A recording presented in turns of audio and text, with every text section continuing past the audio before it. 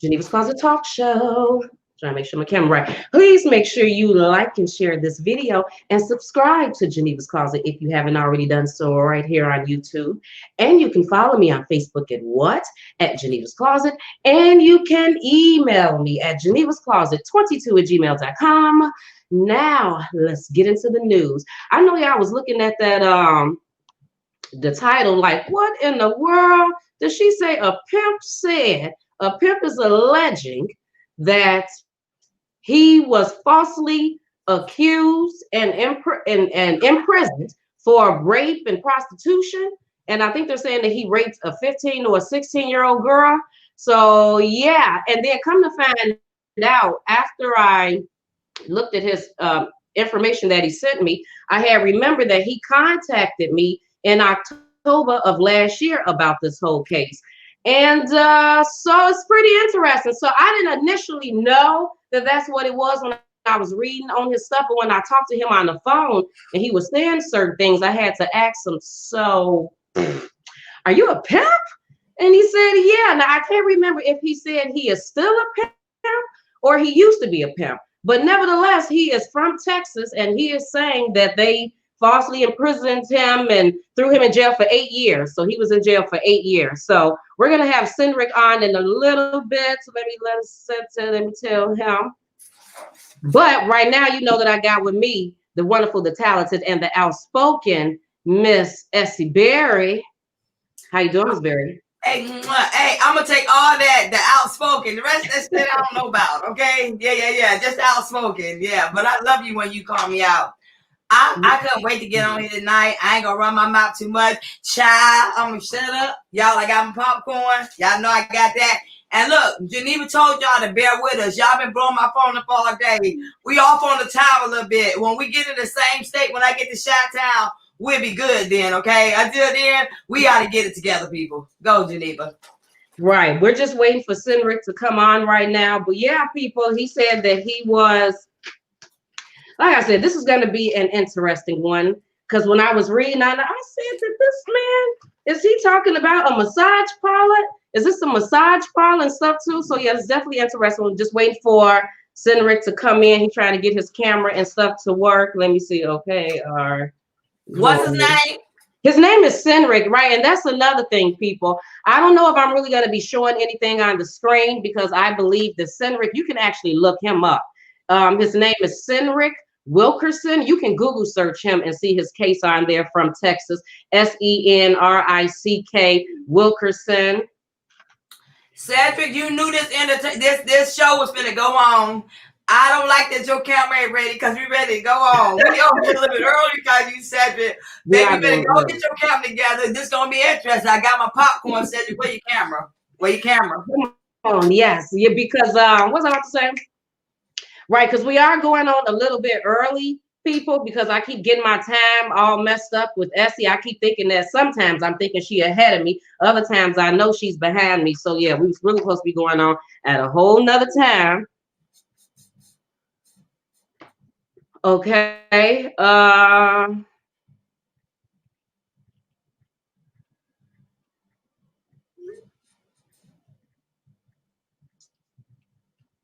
Okay, right. He's having a hard time with his camera. He's having a difficult time with his camera. So anyway, I just been enjoying the weather. Bro, you. He about to get Essie started. He about to get. Let me say hey to the people. Hey, Lolo, Uno, Bree, Deborah, Angela. How y'all doing today?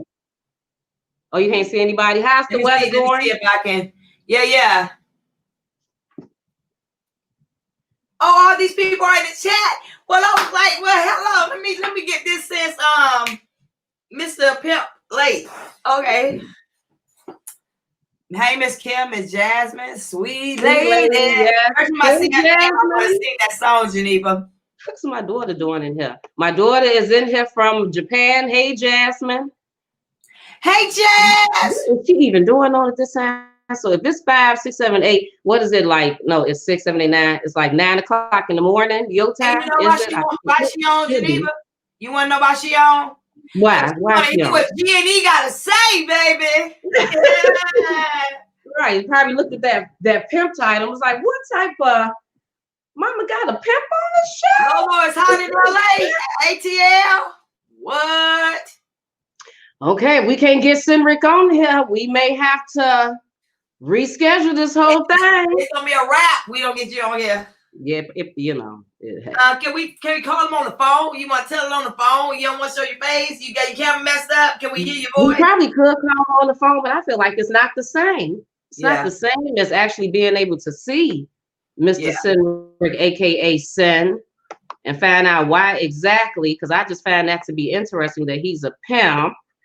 And they're saying that he molested 15, 16-year-old. And for me, I'm like, in my mind, thinking about a pimp, I'm like, okay, well, that don't sound like it can be too far off, because don't they usually go for the little kids anyway? But Sin was told me, he said it like this: well, yes, Geneva, I am a pimp, true enough, but that don't mean I be molested 15 and 16-year-olds. I'm like, okay, well, you okay, so now I'm gonna be honest with you.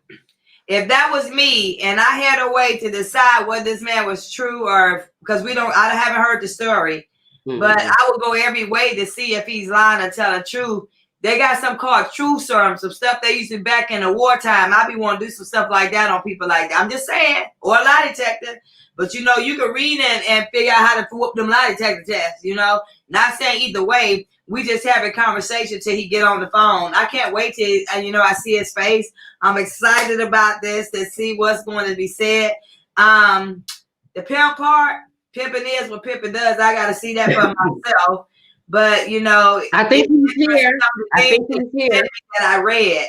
So I think he's here. Let me see if we got Sin here. Let me see. Can you hear me?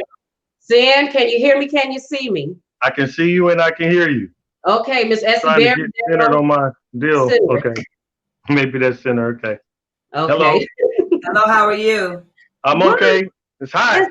It's really nice to have you on here, Cynric. Now, is your nickname Sin? Can I call you Sin? Yes, please. You can call me Sin. Am I off the camera? Okay, there I am. You are on the camera. I am. Yes, you can call live.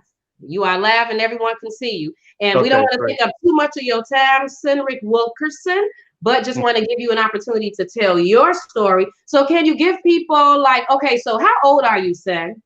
I just turned 50. Right before you answer that question? I'm sorry. Wait a minute. You're here to tell your truth, correct? Yes, ma'am. And you already went to prison for whatever you finna tell us? Yes, ma'am. I did 7 years for nothing. Okay, go ahead. Okay. Sin, now how old are you? I just turned 50 May 18th. Okay, and then you're from where? I'm from Dallas, Texas. Okay, can you give the people a little bit of, not too much, but just a little bit of backstory on you? The backstory. Let me say this first of all, because since it's all about Black Lives Matter right now, because Black lives do matter. The only thing, my issue is they didn't kill me. They put me in prison, and you remember the white lady that called the police on the black guy and said, I'm gonna tell that I'm being assaulted by a black man. So this is the same case, which they used rape, but it wasn't the girl, it was the prosecutor and the police officer to initiate that and tell this girl, hey, if you say he raped you and pulled a gun on you, we'll let you go. And that's basically what happened. So the start of it is I'm in the adult life. Okay. I heard before I got on, one of you said pimping is pimping does. I don't know who said that, but no, it's okay. It's okay. It's okay. I said it. Okay. Said it. That's no problem. No problem. Was she hiding now? Well, I had an adult business. I bought a studio place. Okay. It was like set up like a massage place, but it wasn't. It was a lingerie modeling studio. Okay. And this is the adult situation.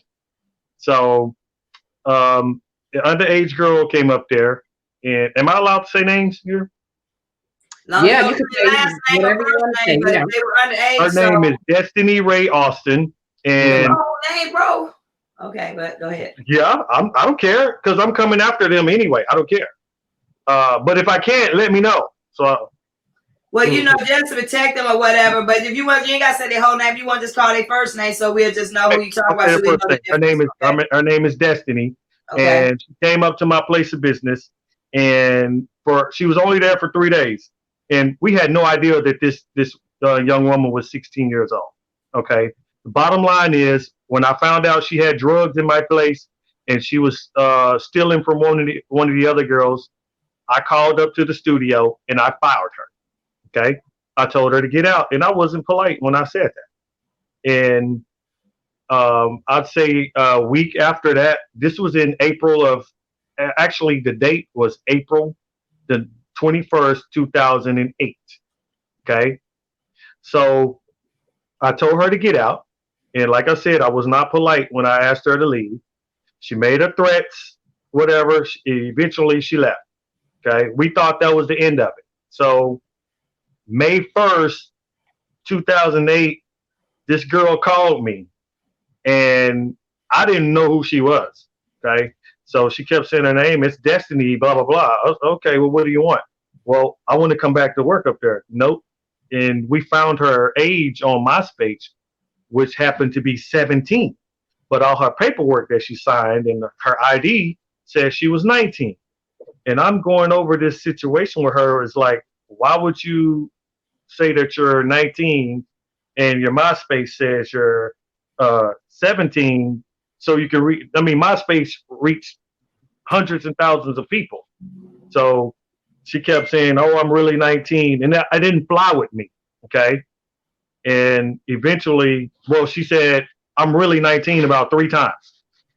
Eventually, we was in this heated back and forth, and she finally said, "Well, I'm really 16, and you said it was all right." And I lost my cool.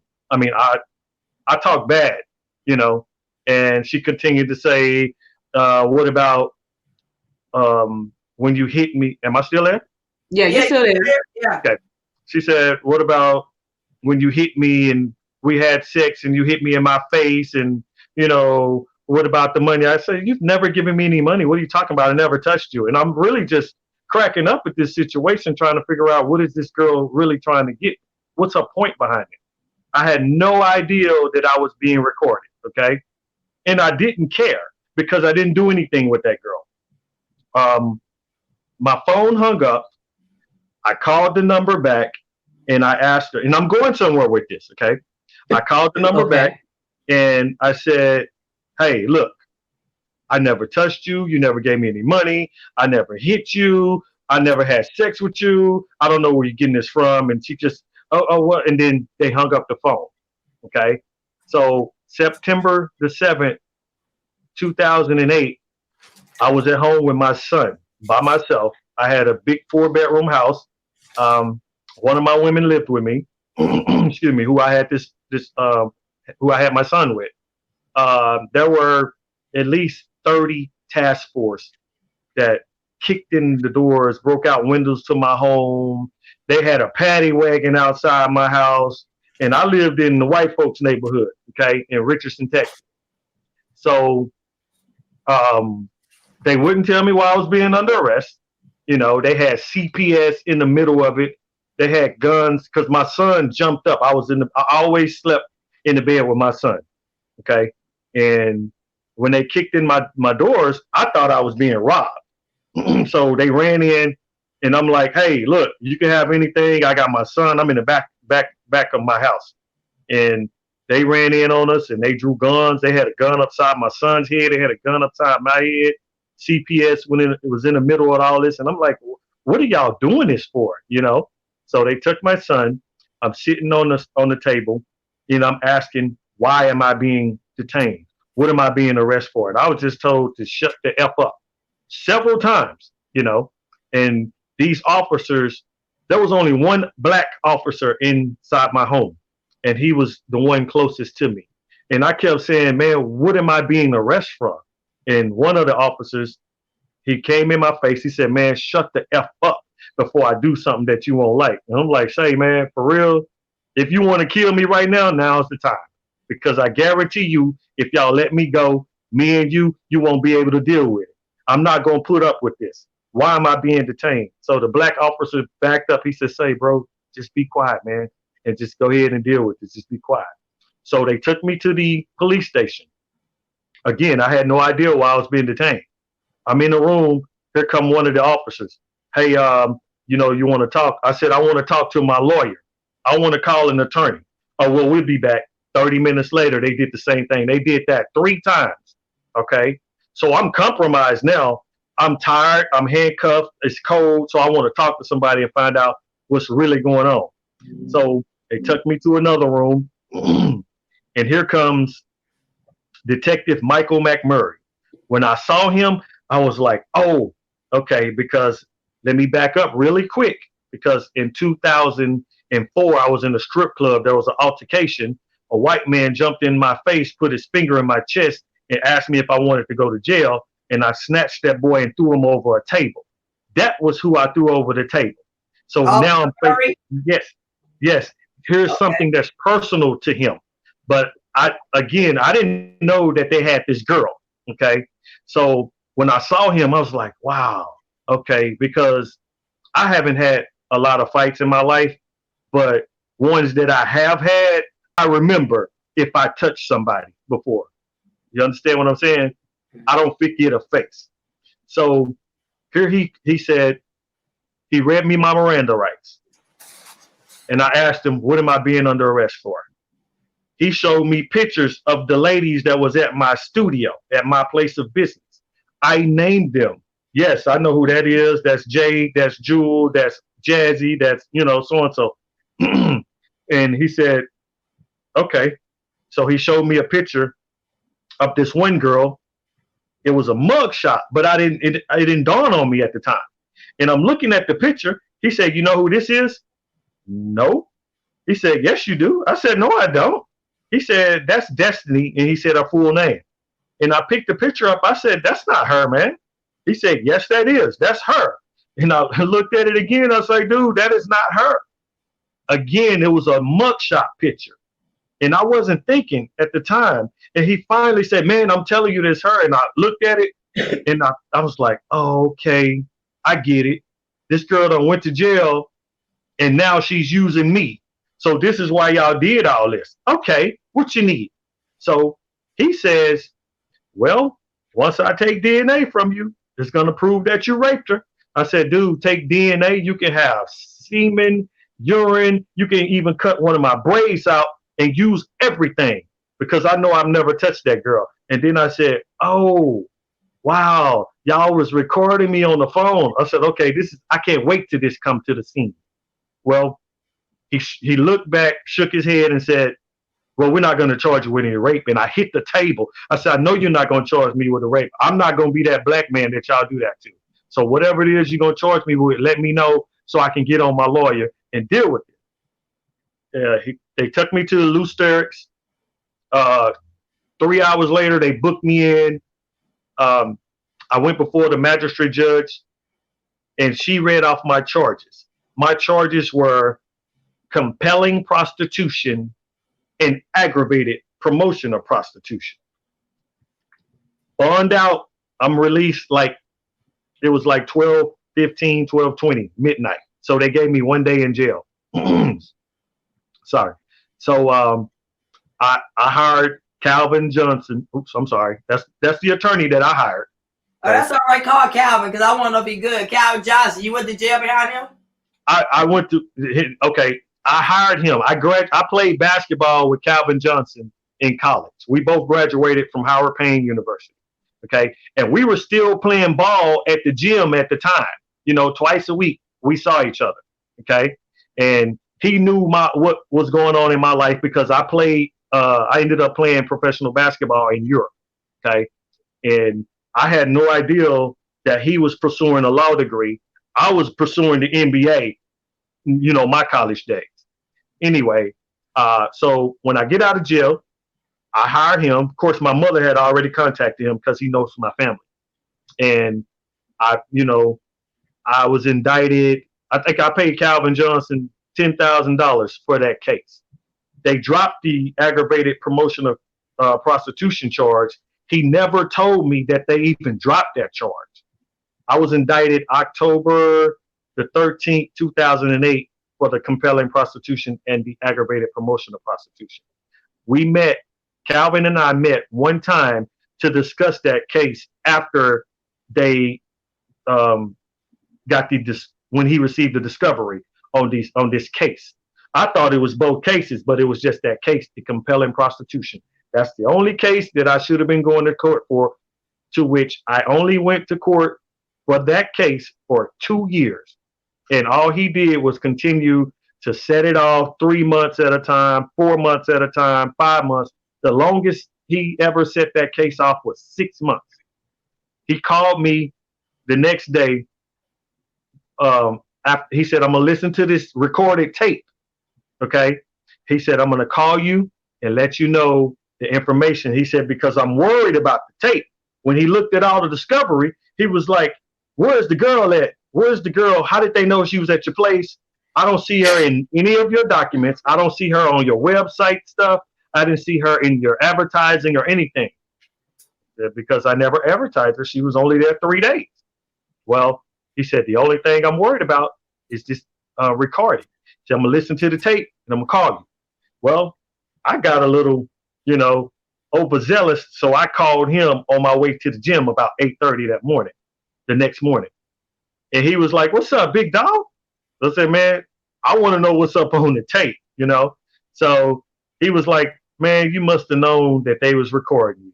I said, no, I didn't know. And I don't care, because I know I didn't associate that girl like that, like they thought I did. Okay. So he said, man, look, I'm going to squash this case. This is garbage. Now, I'm not going to say the words that he said. So he said, this is a garbage case. Man, get this case off me. Okay. Because I don't have no problems. Okay. Well, again, all he did was continue to set the case off. I would go to court, sign this, and then go home. Okay. So here we are 2 years later.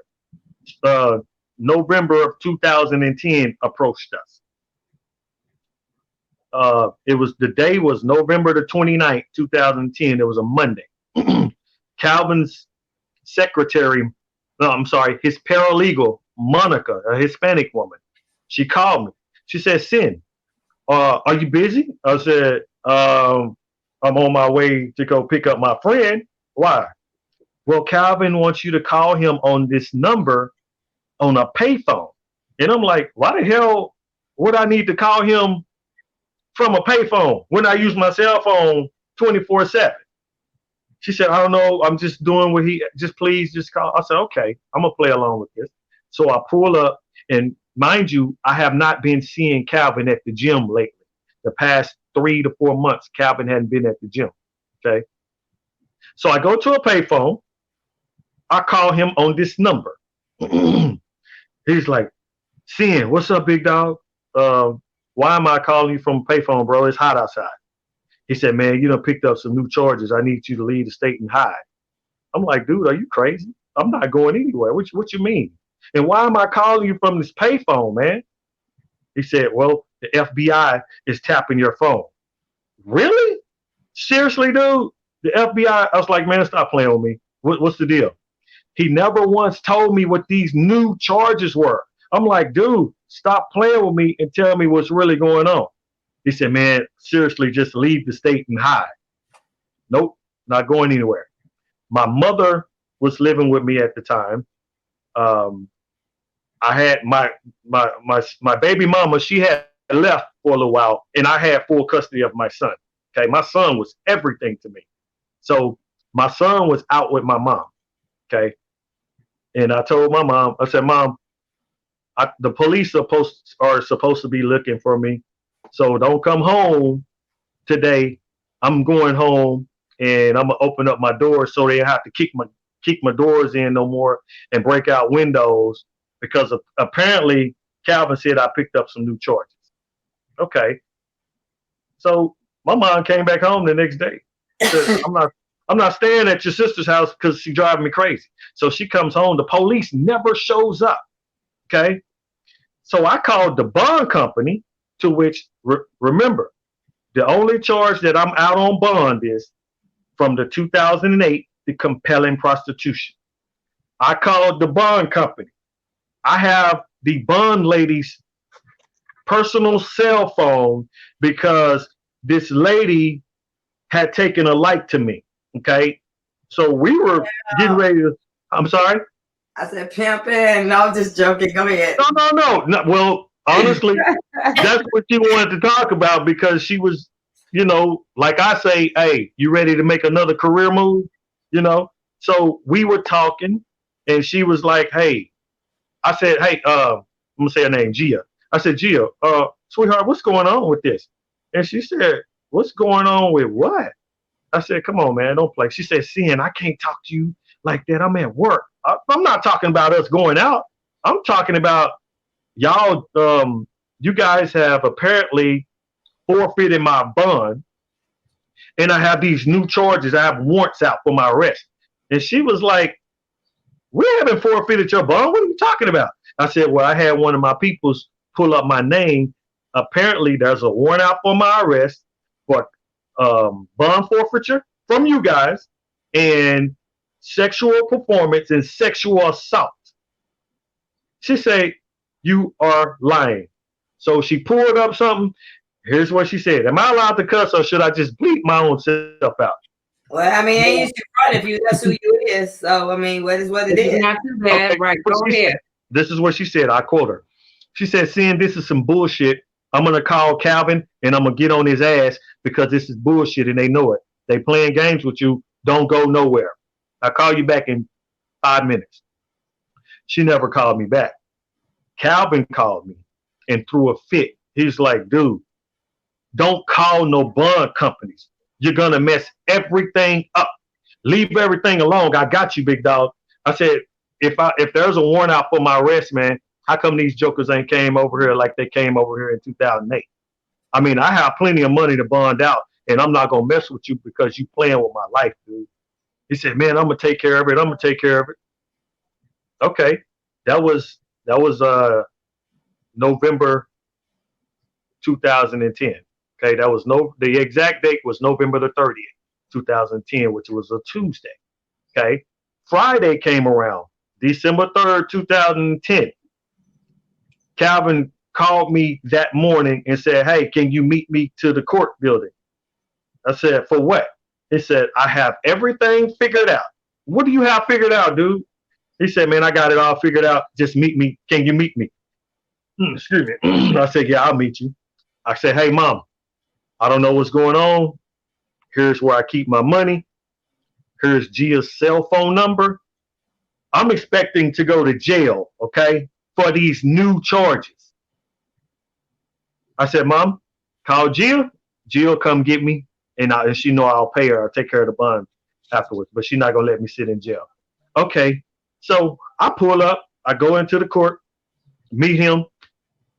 This dude takes me to the clerk's window, fold back some papers, and said, hey, sign this. This will take off the warrants. Now, at the time, I didn't know what that meant.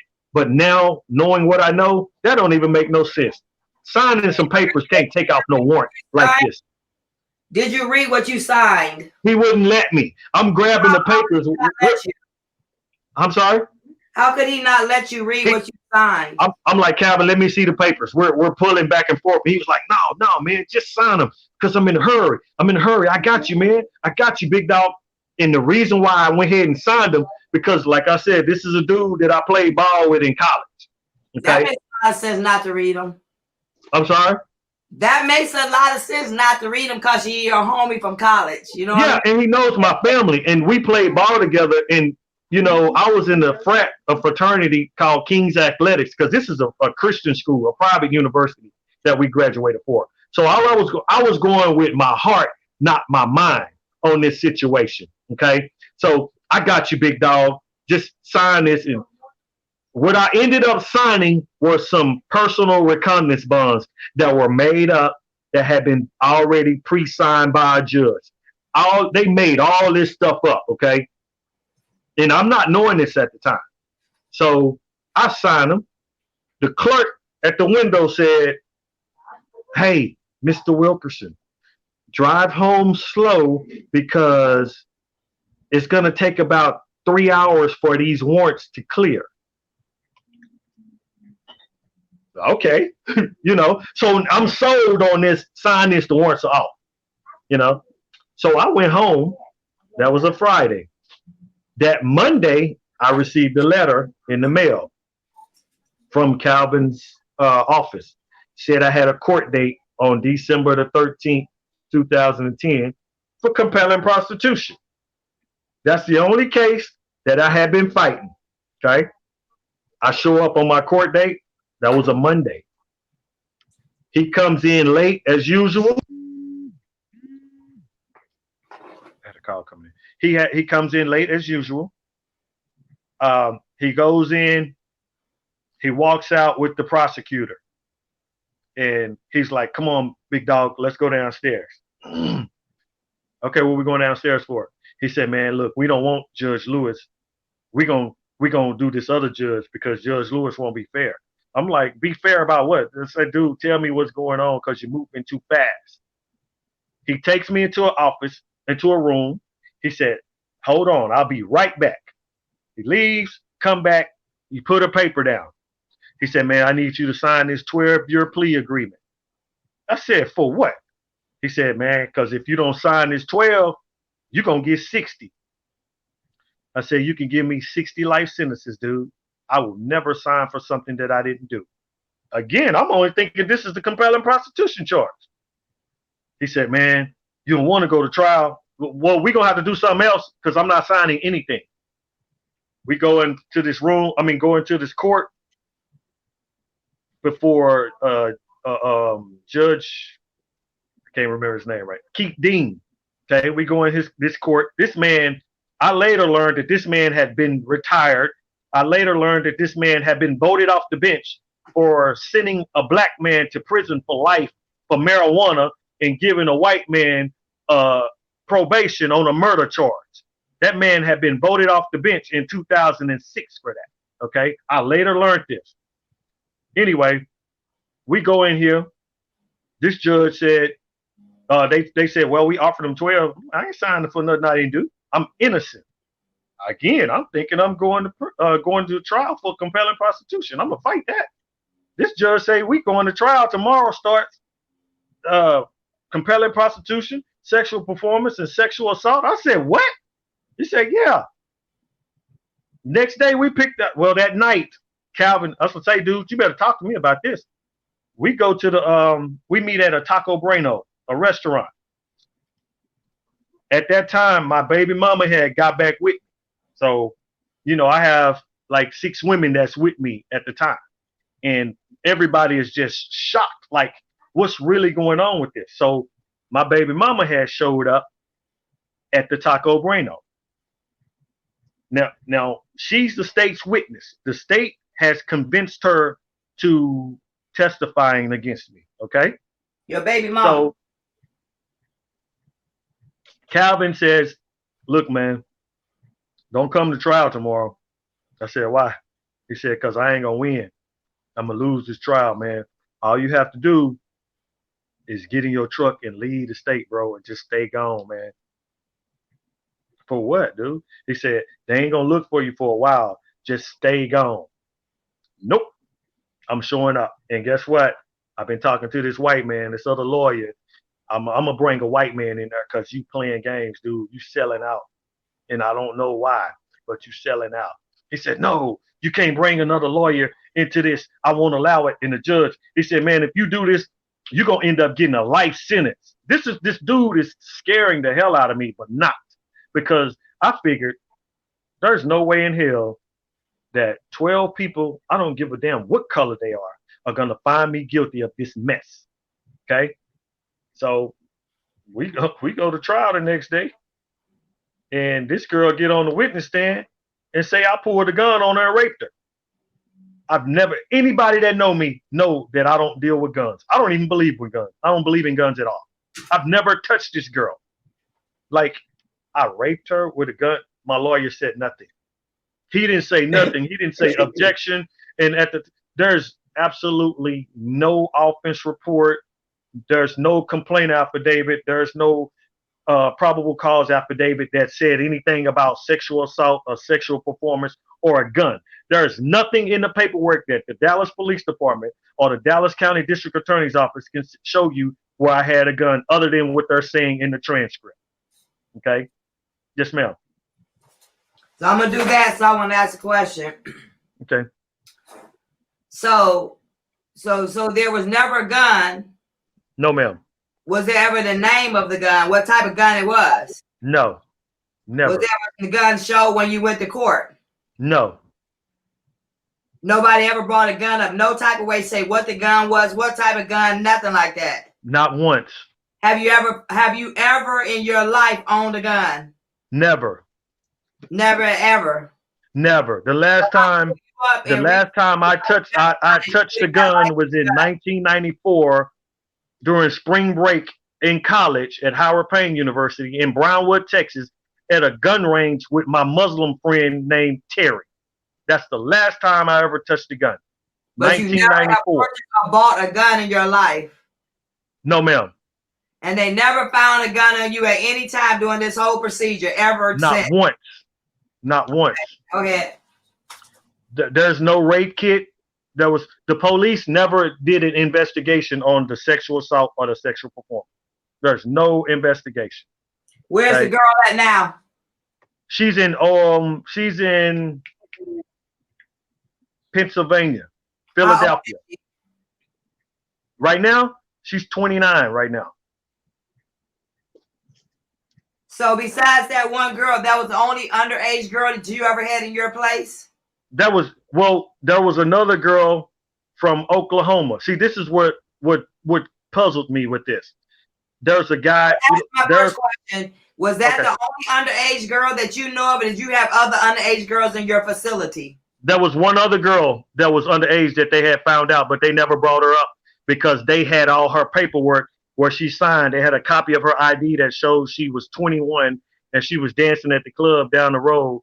And this little pimp dude she was messing with, he brought her from Oklahoma. They arrested him. So they never did bother me with that because they had all her paperwork.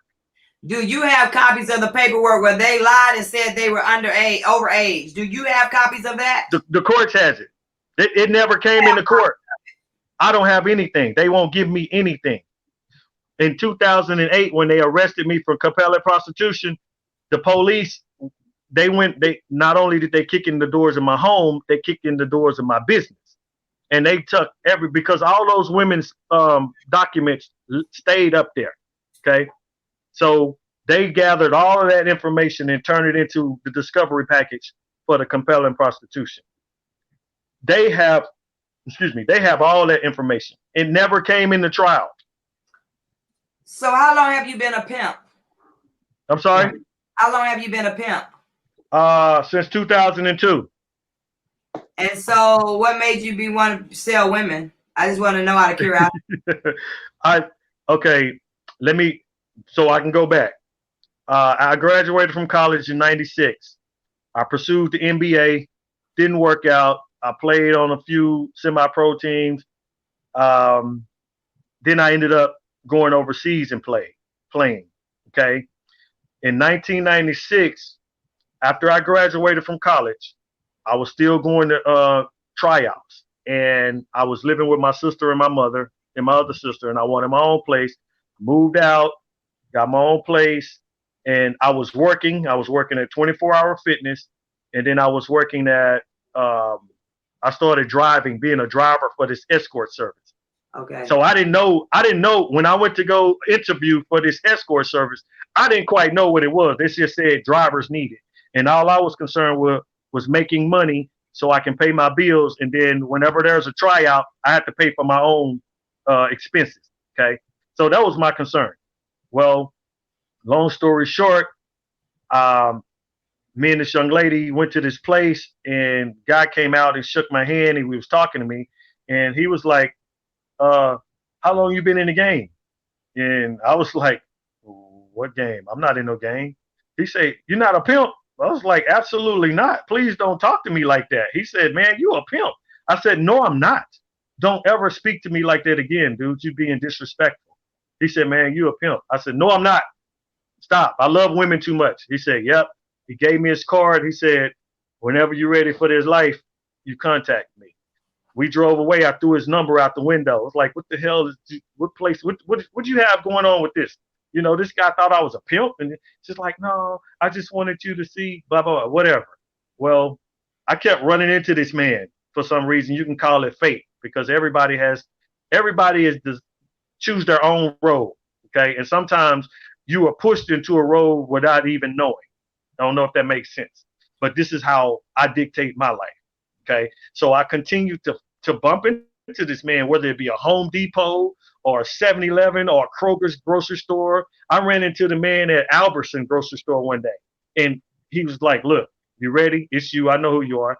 And the more I continue to bump into this man, the more I continue to flirt with the idea. That you want to be a pimp. I'm sorry? So the more you bumped into the idea, you felt like, because you kept bumping into the more I bumped into this man, I started flirting with the idea because I've been around all these. You became a pimp. That's what I want to really. You became a pimp. I became a pimp in 2002 after I finished playing ball in Germany. Are you still a pimp now? Yes. Okay. Okay, so when the whole thing with Destiny happened, you know what? Let me just say that. Okay. I found something on Ripoff Report. Do you know where I'm about to go with this, Ian? No. Okay. I found something on Ripoff Report that was supposedly written by Destiny, the Destiny that you are saying that accused you of rape and said you was prostituting her. And she wrote this in August of 2013. And this is what she said. She was actually responding to somebody. And she said, wow, really though? My name is Destiny, and I am the child he raped with a gun to my head, and his child was asleep on the bed on the floor. You are scum. I was 15. You forever scared me. You have no clue the things I went through and are still going through because of you and what you are doing. I would never have wished it on my own enemy. I hope neither of you ever see that little boy again. Now, when she say neither of you, she was talking about you and Terry, which is supposed to be the mother of your son and another one of your ladies. So she was, I think she was responding to Terry. She said, I hope neither one of you see that little boy again so you can corrupt his mind and make him end up like you. I never was in trouble like that until you raped me. Then I went downhill. I tried to kill myself numerous times in and out of crazy places. Terry is his dummy, and she should be charged with the same thing. She didn't touch me, but she knew what was going on and did nothing to stop it, but calls herself a good mother. Please. I'm always looking over my shoulder because of fear and have so much pain and insecurities. I thank Brandy. So now she names Brandy, which is supposed to be another one of your girls based on this whole thread, because it was Brandy, back in the day, Destiny, and Terry. They're like all talking on here. She said that she wanted to thank Brandy for giving me strength the day at court. I was scared to look the man who took my virginity. No, there wasn't a DNA. She said, no, there wasn't DNA. You held me against my will for almost a week or so. What was I going to do? I thank God every day for getting me out of there alive and okay. You are horrible people who deserve nothing but hell in life. Imagine if your daughter was taken from a bus stop and took to another man who raped her and forced her in a studio to have sex with him for money at 15 years old. I have nothing more to say to you but that you messed up my life, and in so many ways. I can't even have children. Do you know how that feels? Yours got taken, and you can fix that over time. I can't have any at all. I am an emotional wreck and don't think I will ever be able to fix anything that you have done to me. So what do you think about that? What you have to say about that? It's a damn lie. And she said she was 15. She said 15, and then she said you took her from a bus stop, you took her virginity, and you raped her with a gun to her head while your son was laying in the bed. And she said your baby mama didn't do anything to her, but that she knew everything was going on, and that one of your other girls, Brandy, is the one that helped to motivate her and empower her when it came time to go to court. And she said she had to testify in front of you, which she said she was scared to do. So that's basically what she was saying. First of all, this girl was in jail during this trial because she got arrested again. That's how they found her. Okay. Now, if I had a real lawyer would have dealt with that situation the way it should have been dealt with. If I did all these things to you, why did you call my phone and ask me to come back to my studio? Where's that If I pulled a gun on you and raped you like you said I did, why would you make a phone call and say, hey, can I come back? Now, I understand why I didn't at the time. I didn't know I was being recorded. Okay. And the police had set her up for all that stuff. Where's that phone call? That they have a copy of that transcript. If the courts have it, the courts have set it up to where I can't have any of my records. Okay. See, my thing is like, okay, let me just keep it 100. I hope she told you I was 100 before you came on the mic. Yeah, I get everything you saying, but you went to jail for it. And I'm gonna be honest with you, and please forgive me because I'm not trying to disrespect you. But if that was my daughter and I thought you were pimping her pimp, I would have helped the police set you up because that's my daughter. Right. Hey, so you know what? What did you think they were gonna do with your black face in the state of Texas, knowing that they even alleged that you did this to this girl? And then, you see what I'm saying? So you were already set up for the kill before it even took place. And you are saying prostitution, correct? Not prosecution. Am I correct? Wait, say that again. You're saying prostitution, not prosecution. The case. Yeah. Prostitution, the case. Yeah. Okay, because I want to make sure of that, because like even with your whole situation, your homeboy sold you out no matter what you look at. Absolutely. But the thing, like you went to jail for pimping and you came back out with that same scenario. Who would take you seriously knowing you coming back out saying you a pimp again and you trying to clear your name? That may have been your title, but why come back out as a pimp and then think somebody will really like hear your voice when you still pimping women and men's daughters? So nobody would really want to take your case, because at the end of the day, you went to jail for one thing, and that's your decision if you come back out. But I'm telling you, as an advocate, who would really want to take your case knowing that you still in 2020 feel like it's okay to pimp someone else's daughter? You know, so I'm telling you what my mindset would be if these white boys came to me. As a woman, it wouldn't matter what color you were pimping my daughter. I would have helped them cops got you under any level necessary. I understand it. Let me answer that. You're here right now, and you done walked out the jail, and you're still saying you innocent. Why still say you a pimp? And if you still saying you a pimp, you saying you pimping, still pimping people's daughters. And that's where I draw the line, because you are still, no matter what, you still ruining female lives, and you saying you a pimp. So how was somebody going to really justifiably work for you and help you clear your name on some corrupt cops, but you feel like it's okay to sell a woman or a man daughter to profit money off of them to benefit your lifestyle, brother? Okay. Can I answer your question? Yes, go ahead. Okay. Now, I 100% agree with you. If somebody was a daughter, number one, I don't mess with underage girls. Okay. And I'm not justifying my life or anything, because it's not to be justified by me choosing the lifestyle. Number one, I never pimped on this girl. What she just read to me was a damn lie. Okay. It was all a lie. I don't mess with underage girls. Okay. When a woman is 18 and up, if they choose whatever, that's their life. That's what they choose. I don't go out there and try to say, oh, okay, this, and that. When I got out of prison, I worked the job. I was working. Won't no lawyers take my case. You know how much money I got to come up with for a lawyer to take my case? I can imagine. $20,000-$30,000. Okay? You know $20,000-$30,000. Do you know why? Yes, ma'am. Do you know why you got to come up with that much money? Yes, to pay an attorney. To pay an attorney.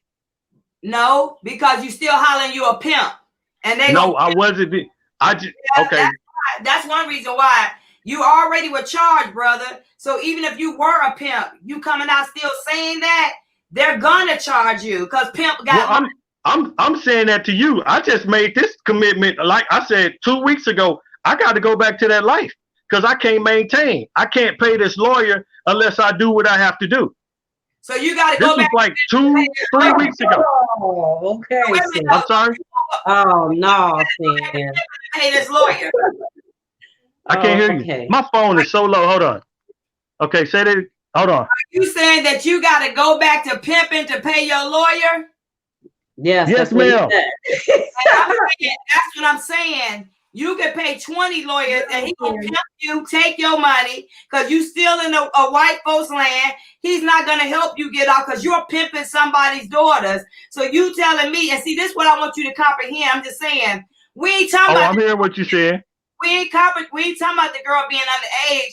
My daughter can be 25 years old, and if you pimp her, we still got a problem because that's still my baby. So it doesn't matter how old they are.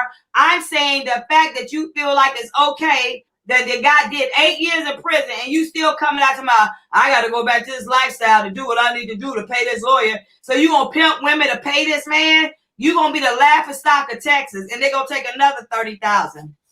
Well, I mean, it is what it is because they can say I'm a pimp, but I'm not a rapist. That's my issue. I don't care about them calling me a pimp for the rest of my life if that was it, but I'm not a rapist. I think that what she's trying to say, Sin, is that it just looks bad on you trying to fight your case and stuff, still saying that you're a pimp, or it's still, or even talking about that you may need to go back into the whole pimping thing just to get I'm talking to you two. Fight this case. I'm speaking to you two. I wouldn't go up in somewhere and say, hey, I'm doing this. A lot of people watch us. It's a hell of a lot of people watch us.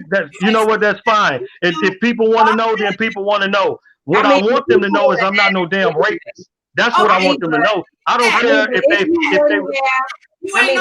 wouldn't have said it, people would have. Because just like when me and you were talking, Sin, on the phone, remember, you hadn't mentioned anything about pimping, but then I can just tell by some of the things you were saying in the whole massage place, and that's why I started asking. So were the women nude in the massage place, which I'm asking you now so I can give people more of a visual. So when you say that this massage place that you had owned where all of this drama and stuff happened, was this were the ladies just doing massages, or were they nude or something? What type of place was they? Okay, the name, it was a lingerie modeling studio, like I explained to you before. Right. My worst mistake was investing money in that place. That was my worst mistake because I was just doing fine just without it. Having that place is open for people to come in and say, hey, I want a job, blah, blah, blah. Here's my information, sign this, blah, blah, blah. Okay. That was my worst mistake. This is how this girl was able to come up there. It was a lingerie modeling studio. In there? But were any of your women prostituting in there? I couldn't hear you. Were any of your women prostituting in there? Nobody so maybe got not a charge in there like that. Okay, no. Okay, nobody, but what they did behind closed doors, they did behind closed doors. Like I explained to you before, each female that worked up there signed a lease agreement. Okay, this lease agreement said no prostitution, no nudity. You must be 18 years or older. It's just like having a strip club. Same thing. They do the same thing. All kinds of stuff go inside the strip club. Like I told you before, Geneva, I was sitting in a strip club having dinner one time, and the vice ran up in there with mask on, arrested those girls, took them out because they were soliciting. Okay, they didn't do nothing to the owners of the club. They just went on about their business, arrested the girl, and it's it. Okay. So I'm not trying to justify anything. My issue is I'm not no rapist. I don't care if they call me if I die a pimp. I don't care about that. What I care about is these people saying that I raped this girl at gunpoint.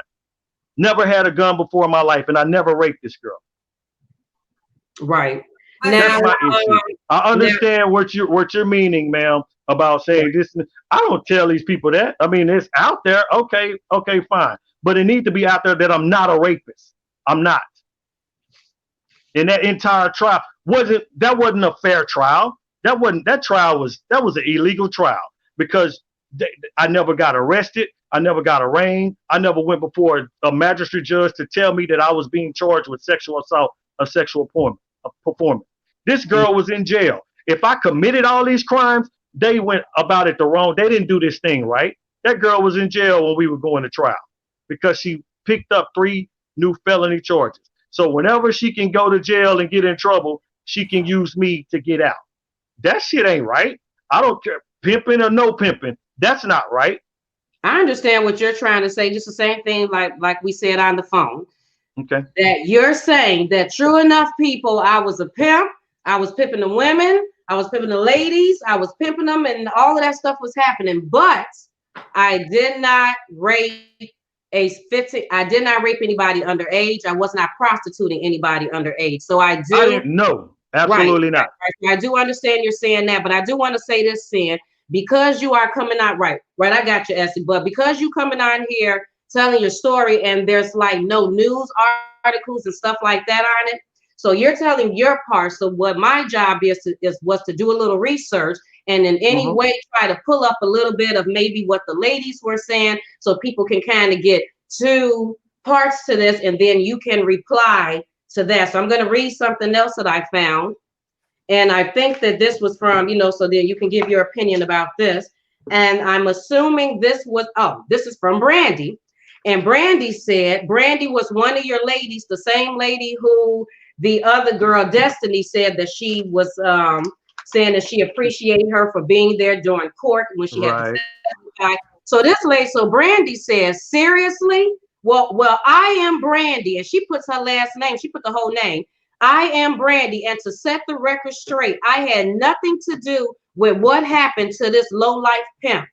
I was not even around when this happened, and they should have took the kids too and kept them, because this dude is a pimp and has been since at least 2004. That's probably why he got convicted for 8 years for raping and pimping children. He is currently in the Dallas County Jail for about 6 different felonies.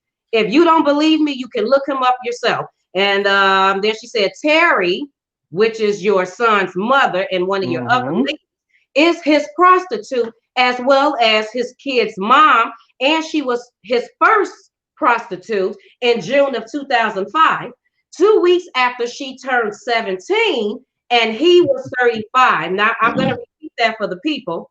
Brandy said that Terry, which is Sin's baby mom, my baby mama, was his first prostitute and his child's mother, and she was his prostitute in June of 2005, 2 weeks after she turned 17, and Sin was 35. So let's get the facts straight before we go trying to bash people's names on the internet. He's also accused me of something I had nothing to do with, and that he can consider slander. Everything I say is proof, and I have proof to back it up. So she said, okay, now let me get to Brandy. Brandy said that not only was Destiny underage, but she's saying that Terry, your baby's mom, was underage too. Let me go start with Brandy. Okay. Brandy, if you pull Brandy's record, Brandy had prostitution cases as long as I could. This girl had so many cases, and she was with a dude before I met her. Okay. And she had case upon case upon case. I had no idea. When I met this girl, talked with this girl a couple of times, she was trying to be with me. I said, you know what? It's not going to work out. You too ghetto, and I don't like it. I can't do it. You and I will not work out. So finally, I was kind of tricked. Okay. She told me she was sick. Her friend called me, said, hey, Brandy wants you to come get her. She's sick. Like, really? Sick? Okay. Can she get somebody else to take her? So, okay, well, shit, I'll go get her then. I pick her up from a strip club. She get in my Jeep. I said, there's Parkland Hospital that way, or since you live in Arlington, let me know where I need to drop you off, because I need things. I got things to do. She asked me to take her to a call. She said, I want to be with you, blah, blah, blah, blah, blah. And I'm like, okay, all right. So now she's with me. How old was Brandy at the time? How old was she at the time? Brandy was 20. I think Brandy was 20, may have been 24, 25 at the time. Okay. Okay. I think no, wait. She could have been 26. It was somewhere Okay. in there because Mm-hmm. okay, so um, here we go. We start our relationship. We going through everything is fine, and then I had another girl that told me about Terry. Okay, Mm-hmm. Terry. I got Terry. Terry. I talked to her mother. Terry was emancipated, 17, emancipated, turned 18 under my roof in no time. Okay. This whole time, these two women are going at it. Brandy hated Terry. Terry hated Brandy. Big fight broke out. I broke up the fight. I broke up a fight between those two. Brandy would not leave me for nothing. Bitter, bitter as hell. When I broke up the fight, I told Brandy, pack your shit. You got to go. I left. My mother called me and said, hey, don't come back because the police here. I said, and? Because her and Terry got bruises and bites and scratches on them. Okay. So I called the police office. The police said, and I spoke to a sergeant lady and I explained to her, I said, I'm going home. Okay. Because I didn't beat up this girl. Those two girls got into a fight. I broke up the fight. Okay. So by the time I got home, the sergeant lady said, okay, it's okay. Nobody's going to jail, whatever, whatever. 2 weeks after that, me and Terry go to jail. They charged Terry with assault, simple assault, and they charged me with aggravated assault with a deadly weapon. The magistrate judge said, what was your weapon? I said, Your Honor. And Terry stood up and said, hey, that's my man. Me and this girl got into a fight. She started showing her bruises and bites. She said he didn't beat her up. We got into a fight. And the magistrate judge was like, I'm going to change your bond because this don't make no sense. Do you have a lawyer? Yes, I have a lawyer. Okay. So Brandy was bitter. Brandy continued to call me while she was gone. Brandy ended up going to prison, okay, for all the stuff that she has done. She ended up going to prison. And the girl was still out to get back at me. That's why she wrote all that stuff. Proof of what? So she says. All she did was put that on paper to make me look even worse than what they're trying to say.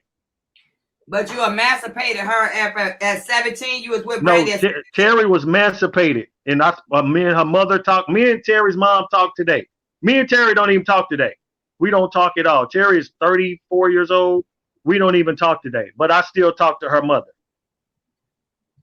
She was emancipated before I even known her. But you had her at 17, right? I didn't know she was 17. She said she was 18. When the truth came out, she turned 18. But you said something about emancipation. The only way you get emancipated. She told me that. She said I got emancipated. I said, when did you graduate high school? She said, I didn't graduate. I dropped out, got emancipated. Her mom would come down and visit. Her mom explained all that to me. Yep, she's emancipated. She's an adult. So we both went to jail. She got arrested. I got arrested. Right. In an adult jail. Emancipate from which your parent to emancipate is to separate from your parent. They would have She did. Her mother, they was not talking at the time. I didn't know how to get emancipated. All I know is you go to court. She went to court, got emancipated because she was not staying home. She was out, wasn't coming home and all this. I spoke to her mother about that. She said Terry was a problem. Terry wasn't going to do this. Terry stayed gone. She dropped out of school and got emancipated. I'm just telling you what I was told. I didn't do it. Look at this. She was a 17-year-old girl under your authority. So she kind of looked at you as a father figure more so than what you were bringing her. Like a lot of these women, no disrespect, but they look at something that they are missing and they don't have. And I really seen how pimps do. Do you beat your women? Absolutely not. And I'm not going to say I've not. I ain't going to say that I've never slapped anybody or anything like that. I've never put my hands on anybody. I said a woman. A woman. Oh, a woman. No, I have not. Let me go back because I wrote a book about that. Huh? Don't stutter. No, I want because my entire story has something to do with everything that I've done and everything I've became. Okay, I was married before all this. Before I started pimping, I was married and going through a divorce while I was overseas playing basketball. Okay, I was in an abusive relationship with my wife, and I always told myself from growing up, because my mother went through that. My father abused my mother. Okay, and I always said, not one time a man don't have a right to put his hands on a woman. I don't care what. I went through that with my wife when my wife was putting her hands on me and I was leaving. I was trying to get away. Sometimes this woman would let me get away and this woman would put her hands on me and I never touched her, ever. When I changed, a woman will never put their hands on me, period. And I've been in this, being in the game back then, I've had women would get mad or push me upside my head or slap me or something and say, hey, blah, blah, blah. Now, what am I supposed to do? You know, any man in this game will tell you what he would do by that. So I'm not going to sit up here and say I ain't never put my hands on a woman before. I'm not going to say that.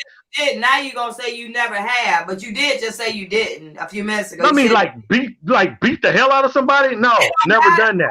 Your hand on somebody else's daughter, you know, so you in this game, and all I'm saying is I'm not trying to discredit you no kind of way pimping is, what pimping does. I know what pimps do. Okay. I'm just wondering in general, because I've seen the category of what it do. Personally, myself, I'm not sure why a woman needs a man to sell her. You know what I'm saying? Can I answer that question? Can I answer that question? Because a lot of, especially with me now, I'm not speaking. Answer it, bro. Huh? Before you answer that question, okay, you gotta make sure you're ready for my answer. Okay. Now I'm answering your question. You said you don't know why a woman would need a man in this lifestyle. No, I'm not speaking for no. No, I didn't say that. I said I don't know why a woman or a pimp would think a woman would need a pimp or a man to sell her own body. And you said you're gonna ask that because you ain't got enough to tell me how much my body is worth, and then I'm gonna give you the money and give you a lavish lifestyle of all this bubbling brown sugar. It will never happen in life. Hey, look, I've heard that before. And again, blue eyes. Are your eyes blue? Am I seeing that right? What you see? Okay, blue eyes. Okay. Again, I'm not speaking for nobody else but me. Okay. Now, I've heard, you know how many times I heard what you just said? And I've made so many friends with women that are doing it without a pimp. Okay. Some are doing it well, some are not. And I'm still friends with a lot of them women. If I approach a woman and we talk and I say, hey, well, this is how I get down. You want, and they say, nope, I don't get down like that. I leave it at that. I become friends. So to me, it's not about something that you need to do. It's about something that you want to do. I've had women to get with me and say, hey, I just want to get with you just because I want to be a part of that life. That's it. When you surround yourself around people that's in that atmosphere, you take a chance on getting that. Sometimes you get lucky. Hey, I've had women get with me because they say, hey, I heard about you and I heard about how you do your girls. Period. I explained this to Geneva. I think we talked about this because she said, hey, I heard, this is what I hear. A pimp gonna beat his woman and take her money. Take all their money. Yes. And that's you know what? When I was doing it big back then, my women had their own things in their own name. Whenever they was ready, because everybody got an expiration date. Whenever they was ready, I didn't have that responsibility. They had their responsibility on their own. Everybody has a story what pushes them into this lifestyle. A lot of these women get abused by their fathers or stepfathers or uncles and all that stuff. And sometimes, see, I don't pry on nobody like that. My thing is I talk to people. Okay, say, wait hey, this is what I do. Then I'm gonna have to stop you there because I was gonna go there anyway, but now since you're going there, so you're trying to tell me that their insecurities that the ladies had, you didn't notice that, and that wasn't one of the reasons why you were able to reel them in. You didn't. No. I'm not saying that. I'm not saying that's the reason. I'm saying some of these women go through this stuff and they end up in this life. They end up. But is that what you did? I'm sorry. Is that what you did? Like, did you prey on their insecurities? Do you think absolutely not. That was one of your pimp techniques. No. So you didn't? No, this is what everything I keep it real with everything I do. If I go to the supermarket right now and I'm talking, the woman say, hey, you know, I like you, blah, blah, blah, blah, blah. Oh, okay, well, I might like you too. Let's get together and have dinner. Well, what do you do? And I say what I do, who I am. And if they say, I don't want to do that, okay, I end up getting a friend behind that. I end Okay, up wait a getting a friend minute. behind that. I don't say, okay, Wait a well, minute. let me find out what she got going on. I Okay. don't do it So like that. for Everybody instance, don't do their business the same. so for I don't do it like instance, that. Terry. So for instance, Terry, you said Terry was emancipated. So when you got her, she was like 17 or something like that. So you said that she was having issues with her mom, that her and her mom. So She already didn't there even were talk to issues. her. Huh? After a while, when we got further in our relationship, she Right. didn't even talk. Her and her mother did not have a relationship. So they I didn't got even their have a relationship. relationship back together because I told, hey man, you only get one mother. One mother. Okay, See, so how did you okay, so what was it? I mean, so you're saying that you didn't prey on any issues that she had, but so how do you convince a woman to sell her vagina? I mean, well, like, how first do of you all, convince a woman I to had do that another if girl. you don't have some issues going on? I mean, it would just appear that you may be able to prey on her a little bit, especially knowing since she's not at home, Okay, watch she's this. emancipated from her mom. That's I just really hard to go here. okay. I didn't meet Terry. I didn't meet Especially, Terry. I okay, didn't bump into Terry. without I had without another having girl. a whole full story, so we don't be on here for like 2-3 hours. But how do you convince a girl? I mean, so what they had high self-esteem? I would rather have somebody that have high self-esteem. Your Let me girl had I high would rather to have some with confidence. I would, because if somebody see can y'all, this is where the game has a black eye because y'all think this. Oh my God, I'm finna go. I see this girl. She's down. She's not going through. I'm finna go in here and do this. That's not. I've had women that worked at a bank and decided that they want to get out of working at a bank and do whatever. You can still have low self-esteem working at a bank. You can be a millionaire and still be preyed on with low self-esteem. So money ain't got nothing to do with it. It's a mindset. It's things that went on in your life that caused you to go that way. Money ain't got nothing to do with it. So that's what I'm trying to say. So it has nothing to do with if they were poor or whatever, or they had a little bit of something. I'm just saying, so these women had high self-esteem. So that's what you're trying to tell me. These were high I'm not self-esteem. saying. no, No, hold on. Well, come on, Sam. We having a conversation on here. The people wants to Well, know. You no, know, she wants to I say don't have something. this on here I all want to the say time. I I gotta don't ask know them. no prostitute. I don't know no prostitute that got high self-esteem I unless she's don't know. working for herself. Because I'm gonna be honest with you, I didn't grow up like that. I was a runaway on the streets of Mhm.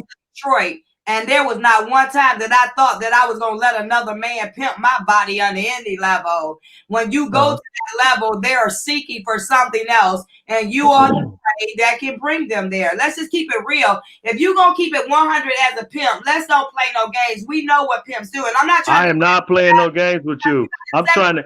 listen, baby doll. You got a 17-year-old girl that's dealing with a grown man. You got knowledge on her that she wouldn't have at your age. So if you got a 17-year-old girl and you got a 25-year-old man, you still up in the game on her sometimes. So she's seeking for something, because if you were able to talk to this 17-year-old girl mother and emancipate her from her, she did that, and you were still able to talk to this girl and the mom was okay with it, that girl was missing something. That's what I'm saying. But I'm gonna put you up on a little game, something you missed. The girl you go back and said what you said, that she was Brandy and she had a record, right? Okay. Say Brandy was what? Then you say she had an arrest record? Yeah. Okay.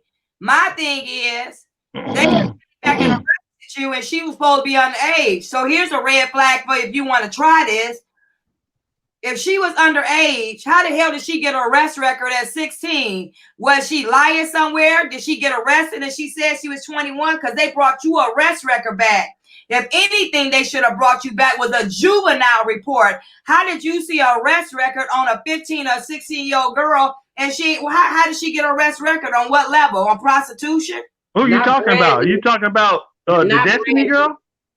That's because it's 3 different girls. Brandy was overage. Terry is the one that you're talking about. She's the one that was 15. Terry was with me 6.5 years. He said Brandy had the arrest record. Let me read this right quick because someone asked, and I think it was Angela. Angela asked, she said, well, since Senric has already did jail time, then what exactly is it that he wants from this whole thing? So this is something that I want to read from some court documents that I found that, you know, may kind of answer that a little bit, and then Senator can go on and then explain that. And this court document says the petitioner, meaning Senric, has filed at least 8 federal lawsuits attempting to challenge his convictions and has been sanctioned for repeatedly. So that means that Sen is constantly trying to bring this into court because he's saying that he's innocent for repeatedly bringing frivolous or malicious lawsuits. It says the petitioner has also filed 4 federal habeas petitions. The first petition was dismissed without prejudice for failure to exhaust state remedies, blah blah blah. But basically, I think this might be the reason why Sen is still talking about this, because he wants something done because he's saying he's innocent. Sen, can you explain this, please, what they're talking about, and what exactly do you want to happen since you already did the jail time? Okay, I was granted a new trial. Okay, I was never told that I was granted a new trial. I sat in the county for 34 months after they illegally convicted me. Now, I'm innocent of compelling prostitution, and I'm innocent of sexual performance, and I'm innocent of sexual assault. Okay? Yeah, I did that time. Okay? Now, I put all this stuff in the court, and they don't want to hear me. You're gonna have problems when you're in prison. You're gonna have problems. Okay?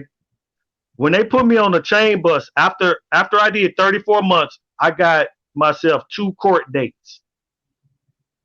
The first court date, the judge said, after you go to trial, it don't matter that you wasn't arrested or arraigned. They violated due process rights. That's a violation of due process rights and all other kind of rights. Okay. Then she said, you have to be arrested. You have to be arraigned. Okay, I was never arraigned for these charges, these new charges. Okay, here comes a lawyer, says, well, it's not, what did she say? It's not required that you be arrested on these new charges. Okay, if it's not required, then why are there 5 different arrest dates? There's 5 different arrest dates for these sex charges, and you can't produce an arrest report. Okay, so 2 weeks later, I got before another judge. When I told the judge how they illegally convicted me, he was mad. He got pissed off. He wanted names. He wanted cause numbers. I gave it to him. I don't care if they say I'm a pimp. I don't care. But I ain't no rapist. Okay. So I went through that court date. A week after that, the sheriffs, it was 2 sheriffs, called me out of the tank. They put me in a room. I thought they was finna try to hurt me. I really thought they was finna try to beat me up.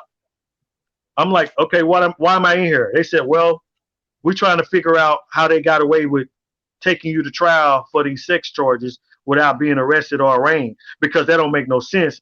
And then I'm telling them that I got copies of these arrest warrants. The arrest warrants was dismissed. If the arrest warrants were dismissed, those charges were dismissed. Same information I got from an internal affairs agent, officer. Told me that I was not supposed to go to trial for these sex charges because these warrants were dismissed. If the warrants are dismissed, the case are dismissed. Okay. So about 3 days after that, they called me out to go to chain. I caught chain October 24th, 2013. When I got to the holiday unit, they made a travel card for me and everything. We got 2 chain buses. I went to Huntsville. The holiday unit in Huntsville, Texas. There was 2 chain buses. The officer went down the list. What's your name? Checking everybody's name off. Checking everybody's name off. What's your name? I told her my name. She said, she flipped through the pages. Are you sure that's your name? That's my name. I showed her my armband. Stand over here. I'll deal with this in a minute. She checked everybody off, came back and said, give me your name again. Took my armband off and gave it to her. She said, I'll be back. She went back, came back. She said, I'm finna send your ass back to Dallas County. I said, that would be great. She said, do you know that your name is not listed to be in TDC here in Texas? Nowhere. I didn't know that. They gave me, how the hell did you get to this unit? I explained. They said chain. I got on chain. They even have a travel card. Okay. She said, I told her my whole story for 2.5 hours. 2.5 hours later, she came back and said, do you want to know what they told me about you? I said, please tell me. She said, they told me to pencil you in. They don't pencil you in like that. So all of this stuff stinks to high heaven. I don't care about them saying that I'm a pimp and I had women and I had hoes. I could care less about that. Put me in prison for that. Put me in prison for pimping all these girls. Okay, but don't lie on me and say I was pimping on a 16-year-old girl. Don't lie on me and say I pulled a gun on this girl and raped her. Don't lie on me and say I did that and then put me in prison for it. Okay, so yes, I filed everything. I wanted everything that I could do pro se. I did that pro se. An attorney can recover from that because I did that pro se. Attorneys are afraid of that because, yes, I had got cited one time for writ abuse. An attorney can still overcome that, but some of them are afraid to because they don't want to get cited for writ abuse if they go back and they fail. But you can't fail once you get the record, because if you go try to get the record for these sex cases, the records don't exist. That's my issue. The only record they have is for this compelling prostitution, and that's a lie. That girl said that I had her for a whole week. Yeah. Isn't that what you read? Mm-hmm. A whole week. I had her kidnapped. The office report said I had that girl for 2 weeks. The office report says she did 5 to 6 prostitution appointments a day. Are you serious? Nobody did that type of appointment up there. And you know what? That girl never, ever committed any prostitution acts at my place of business. She did one appointment, and she testified to this appointment and said it was a Mexican dude. He saw that she was scared, so she left. That was all something that she was coerced into saying. That girl did one appointment. They got the paperwork where she has her name written on one appointment. One appointment. Okay? She didn't commit any prostitution up there. Her problem was she had drugs at my place of business. I hate drugs. I don't allow them. Okay? You couldn't even smoke in my place. Okay? When those girls said that this girl is up here doing drugs, she high and she trying to sell us drugs, and then she stole some money out of one of the girls' purse, and they was going to jump her. I said, don't y'all touch this girl. Let me call up there and tell her to leave. I never kidnapped that girl. She's lying. I'm still friends with some of these girls that worked at my place of business. And I'll tell you, that man didn't do all that stuff they said they did. You got a You know what I did find interesting about that, Cynric, when I found the ladies talking in this feed thing on this ripoff report. What I did find interesting was because you went to jail in 2010. Is that when you went to jail? That's when I got convicted. Right, but when did you actually get sent to jail? For the sex charges? Yeah, for whatever. When you started doing the 8 years, the 7-8 years. The only time I got arrested is when I told y'all September 7, 2008. But when did they send you to jail? What year did you get sent to jail? What year did I get sent to jail to go to prison? Yes, to do the 7, 8 years. Yes. Okay. December the 17th, 2010, they said guilty, and they sentenced me same day. So the thing that I found interesting was that since they sent you to jail in 2010, sent you to prison in 2010. That's when you went to prison. When did you go to prison? What 2013. year? 2013. Okay. And what month was that? October the 24th, 2013, I went to TDC. I went to the Huntsville unit. I went to a holiday unit in Huntsville. Alabama? No, this is Texas.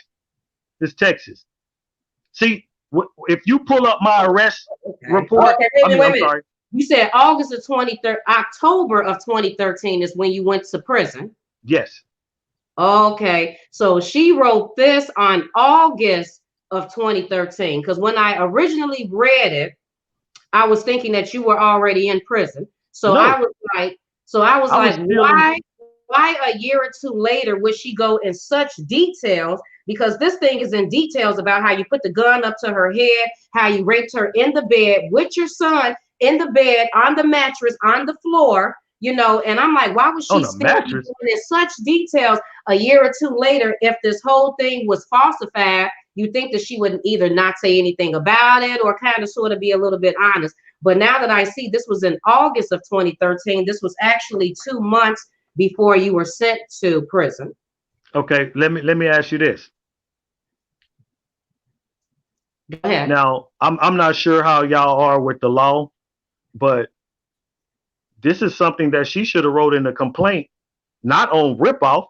This is something that should have been in a complaint affidavit with the police That wasn't department. in the affidavit. I mean, so she mentioned the gun, but she didn't mention the. I don't even know, Senator, because this, yeah, basically, I just was surprised too that they didn't charge you with some type of gun thing since she said that you put a gun to her head.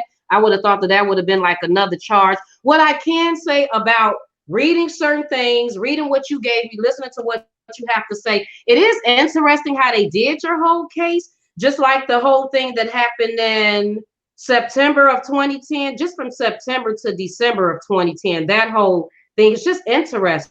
Like What's how September in 2010? the charges, was it you got arrested in September of 2010? Was that No, September? I didn't. So what No. happened in September of 2010? Let me explain something to you. When they convicted me, I knew nothing. When I sat in the county, I'm like, something is wrong here. So I started talking to people, and then I started hitting the law library, So and all that stuff was like.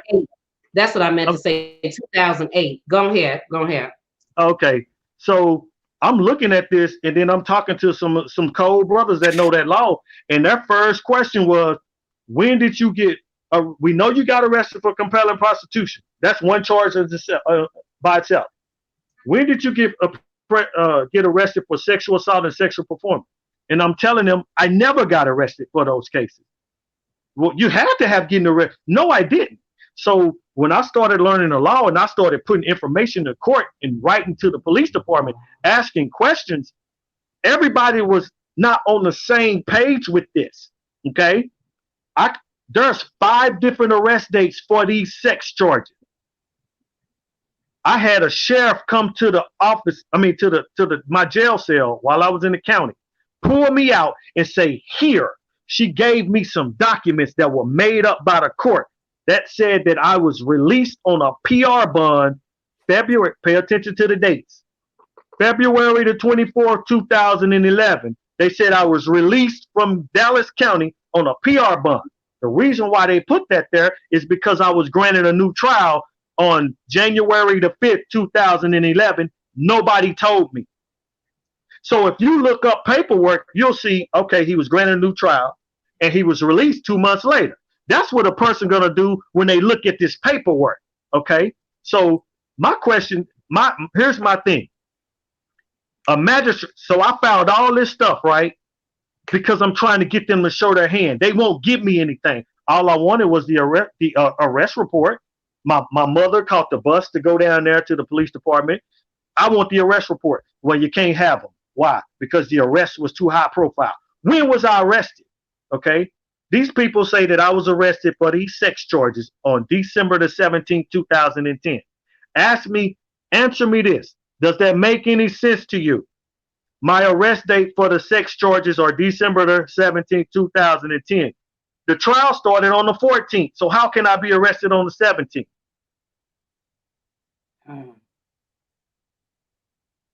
Are you asking me that? Yes, ma'am. I mean, some things have certain flaws. It's like Geneva said.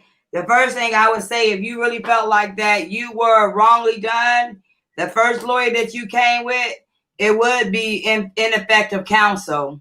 So ineffective counsel would mean that you would go back and get that guy for ineffective counsel. Mm-hmm. But if you really want to know how you could win, if you saying that you are telling the truth, yes. You hear me?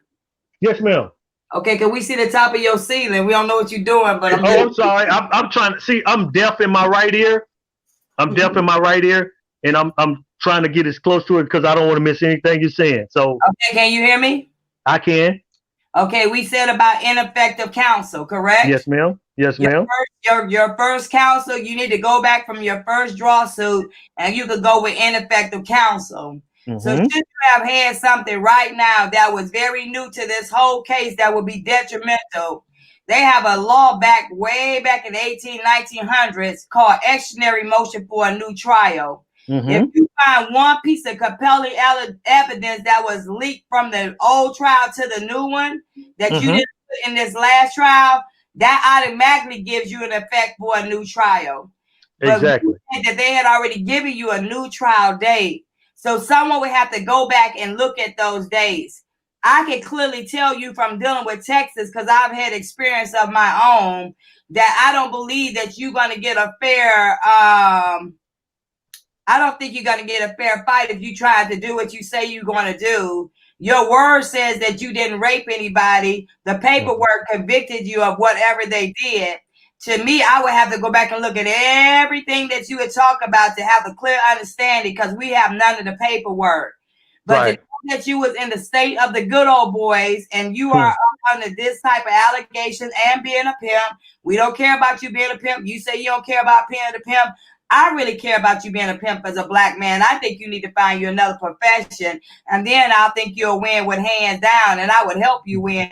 But to know that part about it, that just bothers me. So if you could find something legit to really not pimp my daughters no more, and them are my daughters too, bro, I'll help you clear your name from that if you didn't rape. But when you come in like that, I can't fight for you on both levels, because I won't fight fairly. And I'm going to be honest with you. I'm not the type person that's going to help you and then not fight for you in everything that I have. But if I feel bipartisan, or I don't like that you a pimp, how I'm going to say I'm going to fight with you for everything in me, and I've got a problem that you being a pimp.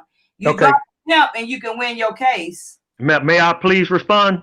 No, because you got the best sister in the race. The response is drop a pimp if you want to clear your name and get the best sister in the race to help you win. Ma'am, I just want to. I love you for saying that. I truly do. But I want you to let me say this. See, you don't realize how hard it is having to be a sex offender, having to register. I was registering once a year. Okay. I had hired a private investigator, found out where this girl was. She's in Philadelphia, Pennsylvania. A newspaper journalist spoke to this girl. He called me back. He said, she's still saying that you raped her and pulled a gun. Okay, of course she's going to say that, because they're paying her rent still. Dallas County is paying her rent. Okay, I know this because another attorney that I had on this gave me all the information of what was going on with this girl. Okay. So after that, a week after he spoke to her, the sex offender officer was banging on my door, 8 o'clock in the morning. Okay. He said, you know why I'm here? Nope. You know, you put the yellow markers on the door, make sure I'm still here. Well, you're not in trouble, but if you're trying to contact that girl, because the girl said that I contacted her, that I'm calling her. Okay. I'm like, dude, are you serious? I'm not stupid. I didn't contact her. Okay. So now they're making me register every 90 days. Okay. So I'm registering every 90 days now. I live in some trash. Okay. You know how hard it is to work with this stuff? You know how hard it is to find a place? No, you don't know. And I'm not pointing a finger at you guys. I'm just saying, I can't get nothing done with this stuff on me. And that's the way they set it up. Okay. Can y'all hear me okay? Yeah. Oh, okay. Okay. So again, I'm innocent and I'm gonna fight this because I'm not a rapist. Now, let me ask you this. You're saying new evidence. The police department are saying that they never filed these charges on me now.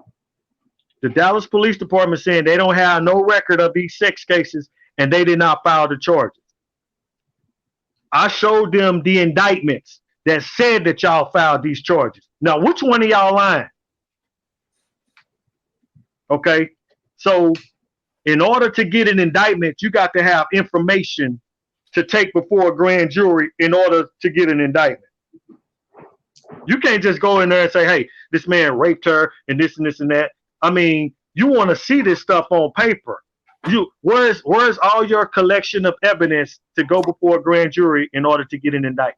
Because when I went to trial, it wasn't nothing in there. When I got on the witness stand, the prosecutor never asked me one question about Destiny. Nothing. All she asked me was, didn't you have this place of business? Yes. Ecstasy? I sure did. I sure did. I advertised in adult places. It's adult places where you can advertise for. I had a website. Yes. She never asked me once about a gun. She never asked me once about a rape. Nothing like that. What city is this Texas in? Dallas County. So okay. All I'm saying is, if I raped you, where's all the information that said that I raped you? I don't give a damn what you put on the internet, because you're going to do that. Yeah, you're going to do that. You're going to say, yeah, you're going to stick to that. Yeah, he raped me. But where is it on an affidavit with the police department to the district attorney's office? Okay. We have a, I'm sorry. Okay, so I'm going to tell you right off. Since you're asking that question, every notation, everything that you ever come with, what you just said right now, if you're trying to clear your name, when you call someone, you will either have another witness or you will put an affidavit together every time you call someone, like a notation of everything. You just said that they said there was no evidence of rape. That is your motion, expeditionary motion for a new trial. Personally, myself, I would sue the county of Dallas. I would sue the police department for fraudulent and planting fraudulent. I'm going to.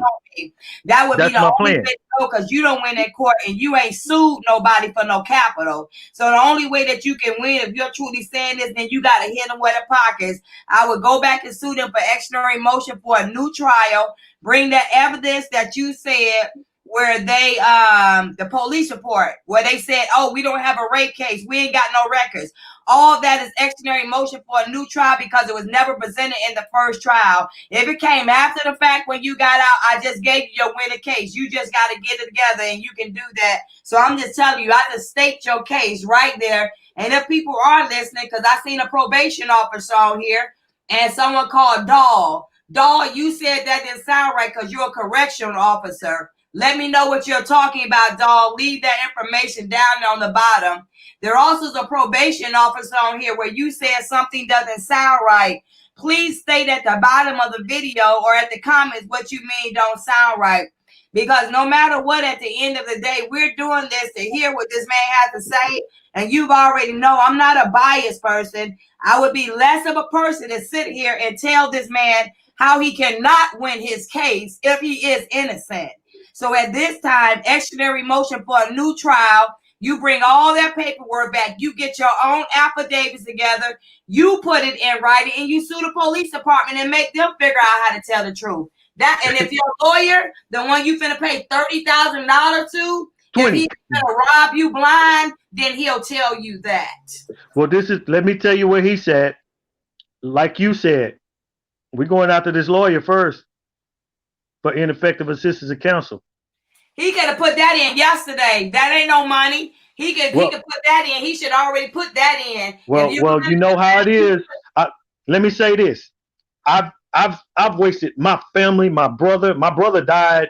I saw my brother twice when I got out, and he died. He was gonna help me. I have a best friend, one of my best friends, my brother Luke. He was putting up money to help me. We giving up money to these people. I paid a black lawyer, an African lawyer. Oh, I'm gonna get on this.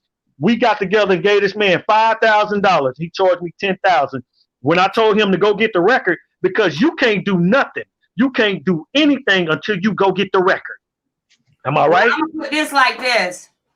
I was on a case with Mary Harvey. Mary Harvey had seen her case in 2009. The records were hid in Texas. I came on them in 24 hours. I got them in 2 hours. It's nothing that I can't get if I want to get it. Now, if anybody else can't get it, they ain't trying to get it. I'm just saying. This is what I was trying to tell you. This is what I was trying to tell you. and I got her records. You see what I'm Okay, saying? let me finish, and I'm gonna touch on it. Because when we gave this man $5,000, he didn't do anything. I had to take him before the board, and they only gave me half my money. When I said, dude, when haven't you got the records? He said, that's gonna be another $300 an hour plus parking. Dude, I just gave you $5,000, man. So I had to take him before the board. Now let me say this. I understand it, and I believe you, and I trust what you say when you said you can go get the records like that. Ma'am, you can't get what they don't have. If it don't exist, you can't get it. That's why nobody won't touch it. And if because these records don't exist. Okay, so if it doesn't exist, that gives you greater bond for your charges. That gives you greater chance to win your lawsuit, because if they doesn't exist, guess what that means? That means that's a fabricated lie, and the law lied on you. And if they doesn't exist and you can't produce it, then you got to go back to where it first started from. So your lawyer should already filed for ineffective counsel, and then he need to get a deposition from that lawyer. Once he get that deposition, that should be started in the right way. I haven't seen your paperwork yet, so I wouldn't know. But that was the first thing to get started. Your affidavits alone, without that lawyer, if you all that, will win your case yourself on X-ray motion for a new trial because of what you have already said. That's and you're right. And this is the same. You know what? You're saying the same thing that I've been saying for the past 6 years. You're saying the same thing I've been saying, because I learned. I'm telling you, I utilize my time in that penitentiary wisely as far as getting knowledge to this law. What's the point of having code of criminal procedures when it says your prosecution? I know this for a fact. Your prosecutional process cannot begin until you are arrested. Now, I'm out on bond for compelling prostitution. 2 years later, you file new charges on me. You do not arrest me. You do not arraign me. You don't take me before a magistrate judge and tell me what I'm being charged with. And you don't even I don't have a court date for these sex cases. But I told you I'd help you with your case if you stop being a pimp. So you want to stay fucked up with them people, because if you stop being a pimp, you know what? I'll stop being a pimp then. I'm quitting. If I ain't got to pay no $20,000, I'll quit. Shit, I'll quit. Hell, because I know they're going to give me millions behind this. Say what? This is $1 million case. This is millions behind this. It ain't even about the money. It's about my sisters that you selling. It ain't even about No. It's about my money, because these people robbed me of 7 years. I don't even have a relationship with my son behind this stuff. So I'm angry every day, every single day. Okay? I have to live as a registered sex offender. I have to go every 90 days and sign some shit and say I'm a sex offender when I'm not. When I went up in there, when they changed it from a year to 90 days, the lady said, I don't know why they're doing this. I know why. You're going to know why eventually. You'll know why. I can't win here. Every one of those people, the woman, the guard at the prison, the woman said, I don't know why we doing it. The prosecutor who said it, you need affidavits from all those people. Everybody that you said came in contact with you, that will set precedent for your new case. You got to get that. Everybody that you can talk to, I don't want voice. You got to put it on paper. If they all that and they ain't going to be liars, they'll sign that paperwork. And let's say they don't want to sign it because they don't want to incriminate their name. Subpoena. If you give a place, a time, a date, and their name, you already hung it. You can subpoena them to come to court. Exactly. So it doesn't matter if they want to be cowards and you came on the show and you telling the truth, then you put their name, everything that you know about them, and then you subpoena them when they come to court, when you put your lawsuit in. And let me make myself clear. It's $1 million lawsuit. Well, then you put $1 million down on that to clear your name. But you get $1 million and I find out that you turn around and go back to pimping. No, it's going to be more than millions. What for? What for? Why? Why would I? If I'm getting millions, why would I? Because you had millions before and you still was doing it. No, I'm telling, hey, you know what? Geneva said, Sin, are you going to keep it real? Isn't that what you said, Geneva? I've been keeping it real with you this whole time on this show. They might not add up because I have so much of a story to tell. That's why I wrote a book about it, because everybody know me. I've reached out to some of my friends that found me. It's like, dude, rape? Man, you went to prison for rape? Dude, are you serious? The brother this is 7 foot that I met in Kosovo when I first went to Europe to play. I finally found him. God bless him, because he's paralyzed right now, and it broke my soul. He said, Sin, I can't believe you went to prison. For what? Rape? Dude, are you serious? Rape? Man, you don't even believe in guns. How could this? Man, I know that ain't right. So by them saying it, hey, look, like I said, and no disrespect to anybody, any women, any children, anybody that's listening to me speak right now, no disrespect. I don't care about them saying I'm a pimp. I don't care about that. What I care about is a rape, being a rapist, because I would never, ever violate a woman like that, ever. I have women that I had with me in this lifestyle that I didn't even touch. They left me because I didn't touch them. Why you not sleeping with me? You make me feel like I'm dirty. Sweetheart, we on another level. Leave it at that. I have, out of all these women that worked at my studio, they picked a white girl that looked like a man in the face. Really? And they seen all these women. I'm not saying that I'm Prince Charming, but really I am, to me. And I don't care what nobody else think or say about me. But really, I've never, ever, ever had a problem getting involved with a woman sexually. Ever. Even when I was in college, no meant no to me. Even when hey, no, what? Damn, we naked. What's going on? Well, I don't want to have sex. I just want to hold. Okay, now I'm disappointed as hell, but I'm not going to violate anything. When I first went to Europe, I was dating a girl on the basketball team. She played on the women's pro team. This girl looked every bit of 30. 30. So I'm on my way. I was on the news all the time because my agent was best friends with the newsman. I'm dating this girl. Her name is Vicky. Vicky is taller than me. I'm only 5'9". Vicky was about 5'10", 5'11". I'm dating this girl. I meet her at the club, at the Boom Boom Room. Okay, so we kicking it all the time. She buying drinks. I was naive going over to Europe, not thinking, they don't care what age you are. You can buy cigarettes, alcohol, you can do whatever. So we holding hands, walking to her parents' house.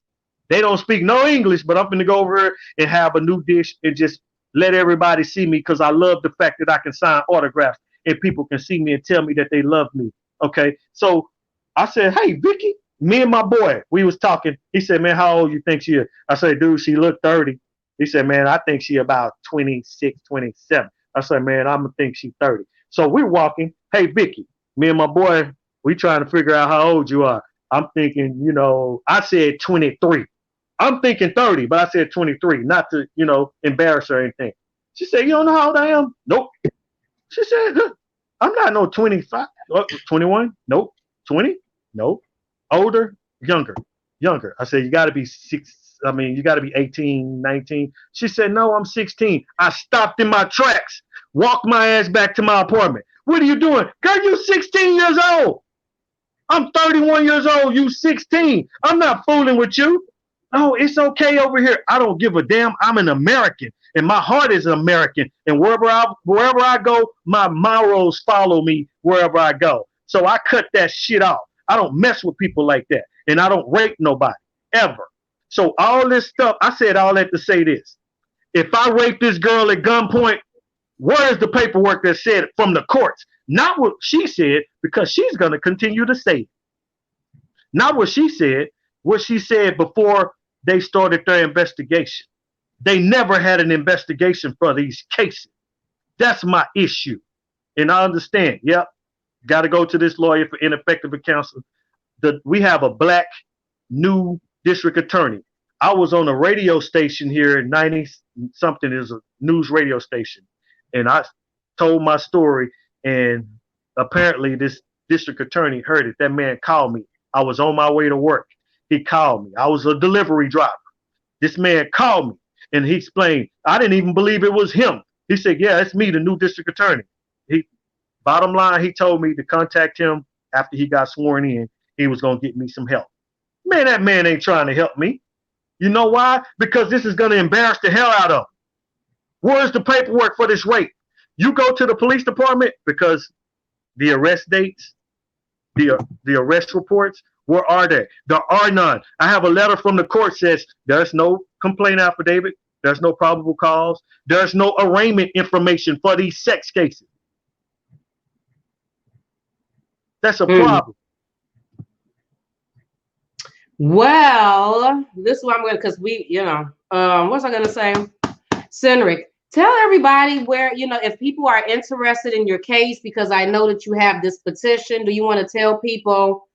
Because we've been on for 2 hours. I don't want to keep it too long because I want people to actually watch the full interview. But where can people find you if they're interested in your case or your petition? Because Cedric has a petition, people. I don't know if you may want to sign it or not. Listening to his story is all up to you. But can you tell them about that, or where can they find that at? I'm gonna take the link and put it in here. But well, I mean, can I give out my email address? Would that work? Can. Right. If people want to reach out to you, yeah, tell them where to find you at. Yeah, you can find me. My email address is readmyinnocence@gmail.com, just like it says, readmyinnocence@gmail.com. readmyinnocence@gmail.com. You can also Google search Cedric Wilkerson if you want to. I'm going to put the link to his my video. Because you do have a YouTube video. My YouTube video. Usually, a friend of mine found me because they Googled my name and they found my YouTube video. Yep, I did see the YouTube video. So I will put the link to the YouTube video. And you already got an offer from Miss Essie Berry, civil rights activist Miss Essie Berry. She says she'll help you, but only if you leave that pimping alone. I don't know, Cedric, that's up to you. Done. I mean, if I can if somebody jump on this like right now, it's done. It's done. It's a wrap. Because when I got out, I'm like, okay, a lawyer should want to jump on this. I've had lawyers. I've sat in their office. We'll take it pro bono. And then when they go down there and talk to their little buddies at the courts, hey, man, leave this alone. Then they'll leave it alone. It's $20,000, $30,000 I won't have. $25,000 I want all $25,000. Oh, I'm not going to do anything. Really, man, this is a gold mine for you. Now, you won't take it? Don't my life matter to anybody? Okay, yes, I'm out here living. What about the drug dealers? And I'm not hating on nobody's profession, but lawyers take drug dealer cases knowing that they have they are selling drugs, and they get out on bond, do it again, and they're continuing to take their money and representing them. And they not seeing no jail time. I've seen this with my own eyes. I know friends that hustle like that and get down like that. So I'm in that lifestyle. Was in that lifestyle, that don't make me no bad person. Period. I took care of people, and they'll tell you that. I'm not justifying anything. But what about these people that's wrongfully putting people in prison and putting false information on them and sending them to prison? That's worse than a damn pimp to me. That's worse because you broke up my family. I saw my brother twice when I got out, and he died on me a year and a half ago. I don't have a relationship with my son behind this mess. Well, I hope you can get something to happen. Essie, you got something you want to say, right? I hope everything works out for you. Especially if you're innocent, Cedric, then I really do. I'm just going to ask one thing, because I'm going to ask about to ask Alpha thing, because he said he had a lawyer. The lawyer that you talk to, you trust that lawyer? I don't trust nobody. So if somebody asked you to take a lie detector test, or somebody said, yo, I got some truth syrup and I want you to take it to see if you lied and telling the truth, would you take it? Hell yeah. Give me the truth serum. Ask me, did you rape her? Truth serum. Ask me, did I pull a gun on her? Truth serum. Ask me that. That girl ain't never gave me no money. Somebody need to give her some truth serum. Give her some truth serum. So you would take a lie detector test as well? Hell yeah. If they ask me if I raped her, yes. Ask me if I pulled a gun on her, yes. I will take that lie detector test. Okay, that's good to know. Sure would. But I don't trust them either, because they'll make them say whatever they want to say. No, they're not. That means you're going to have somebody crooked. You got to get someone you trust. That's all. I'm in Dallas County. They all crooked. They've made it to where I can't even get my own records. I told these people, hey, I have the money to pay for them. Now the district attorney filed a petition with the attorney general's office and said that I'm not worthy of I shouldn't get my paperwork. my documents. Like, Now why? you're How can I that fight my attorney case if I can't have my documents? Okay. Okay, so the attorney that you dealt with, did he tell you that he's going to get your records? Because you need that. Is he going to help you get them? Did he say that? The attorney now, Yeah. I talked to him a week and a half ago, and I explained to him, I was like, yo, man, here's what I want you to do. Because you work for me. This is what I want you to do. I want you to go get this information from the police department. And I explained, I showed him a copy of the indictments.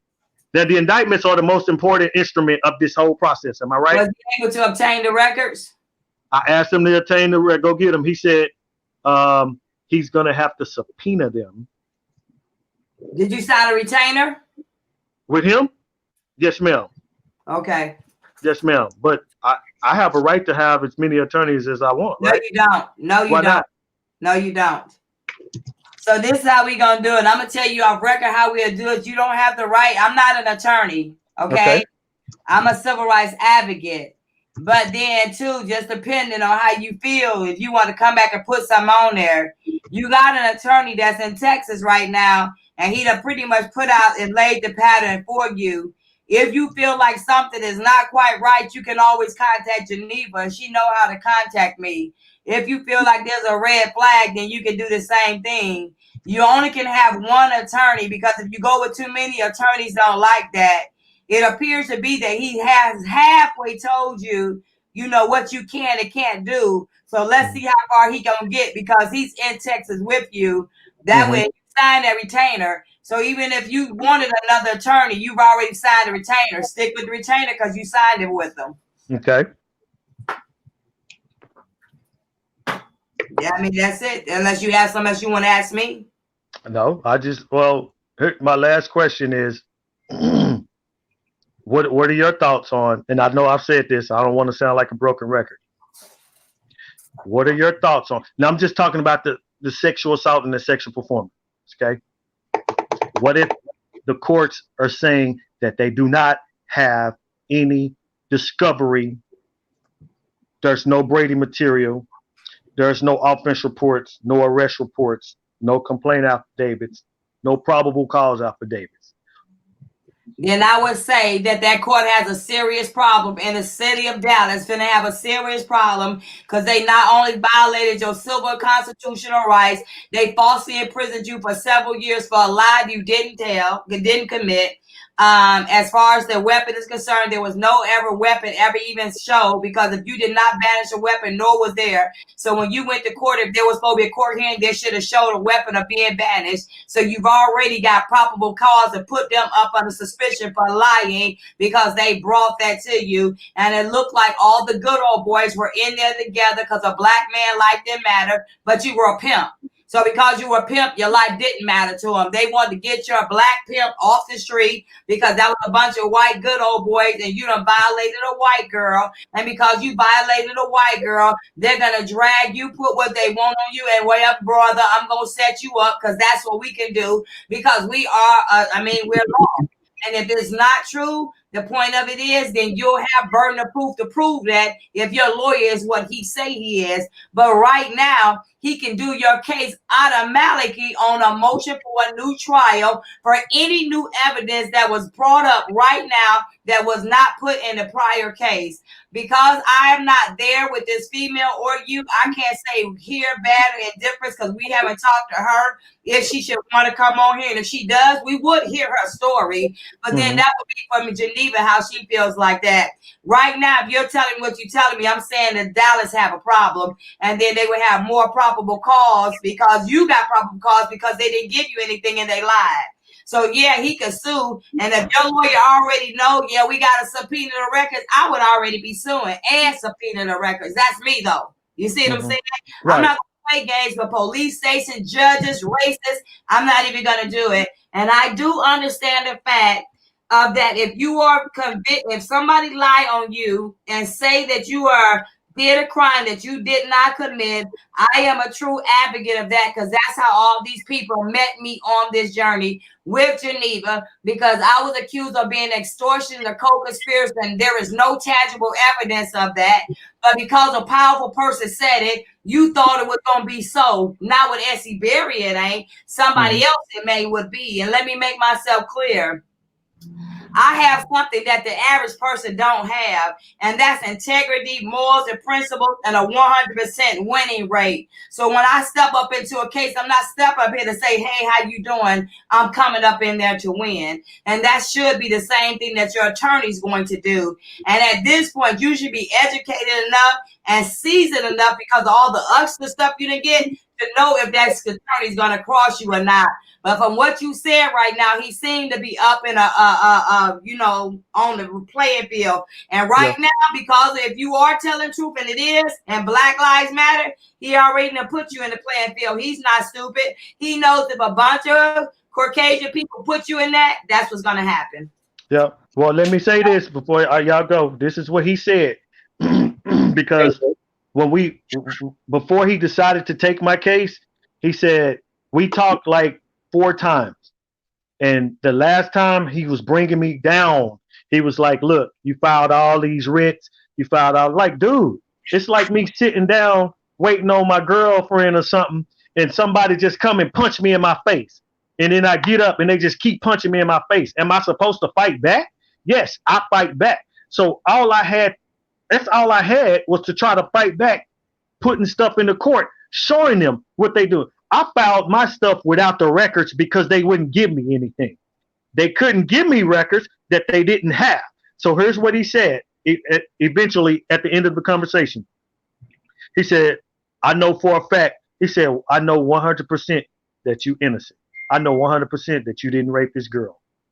That appeals attorney did the same thing. That appeals attorney that my family found, we paid that lady almost a little over $10,000. She charges $15,000. She screwed me over because she sided with them. This woman didn't argue anything. And I told her, Lori, I never got arrested. I never got arraigned. I never even had a court date for these sex charges. How is that right? My due process, that's a problem. You can't just say, okay, we're going to throw this with the other cases. You still got to arrest me. Not just your first lawyer, then every lawyer that you obtained, that you gave any money to, he could go back and get money from each one of those council members that he did that with. So now, and at this point, the only thing that he should be doing is whatever you decide to do with the case. I think you should stay focused. I think you should go by what your attorney said. And if you got an attorney that's willing to fight the case and stand by you, then go for that. But I'm going to be honest with you, and I'm going to let Geneva go and you go. Okay. Really, I don't think you should just promise me that you're not going to be a pimp.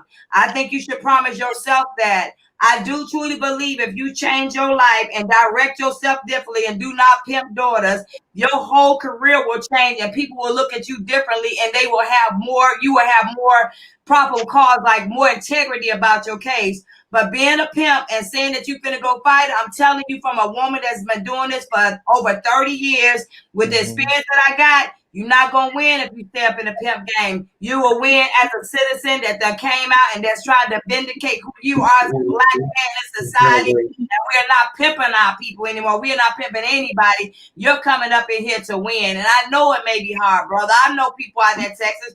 We probably can get you a job. It may not be what you want to be, but I'm telling you, no matter what, with that attorney, if you stand by him and you say you're a pimp, you're not going to win. And if you do, you better keep it to yourself, because you're still not going to win. And if you keep it to yourself, God knows what you're doing, so you still not going to win. Well, so do it right, so you can win and vindicate yourself. And I understand that. And like Geneva asked me to keep it real, I kept it real.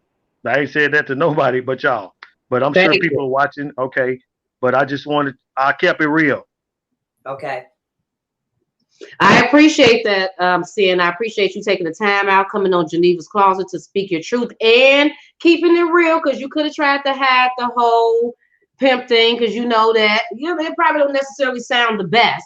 and then you on here with 2 black women, so you know we wasn't gonna be filling that one. You knew he was gonna get beat up a little bit on this show. He Hey, already know. it don't matter what woman it is. I love my black women. I love people, period. It didn't matter. You said keep it real, that's what I did. I appreciate it. But before I go, I'm not a rapist. Period. Okay. Not a rapist. And I don't believe in guns to this day. Since the people, he just told you that he's not a rapist, and you can email him at read. Wait, is it readmyinnocence@gmail.com? Readmyinnocence@gmail.com. And they can Google my name. I'll leave my phone number if I need to. Well, no, you can email him. Right. You can email him. No, that's not what.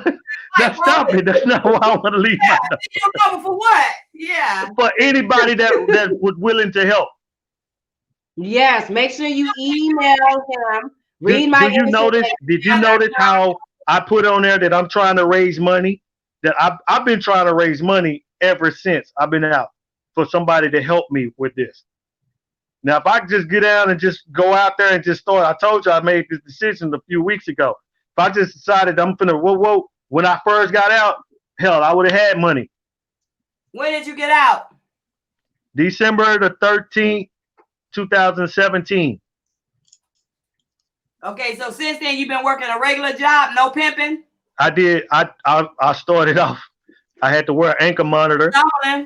Yeah, I had to wear an ankle monitor for 90 days. I found a job. I was blessed. I called some of my partners that helped me get a car and everything. And I was making $9 an hour. My old man kicked me out. He's sick.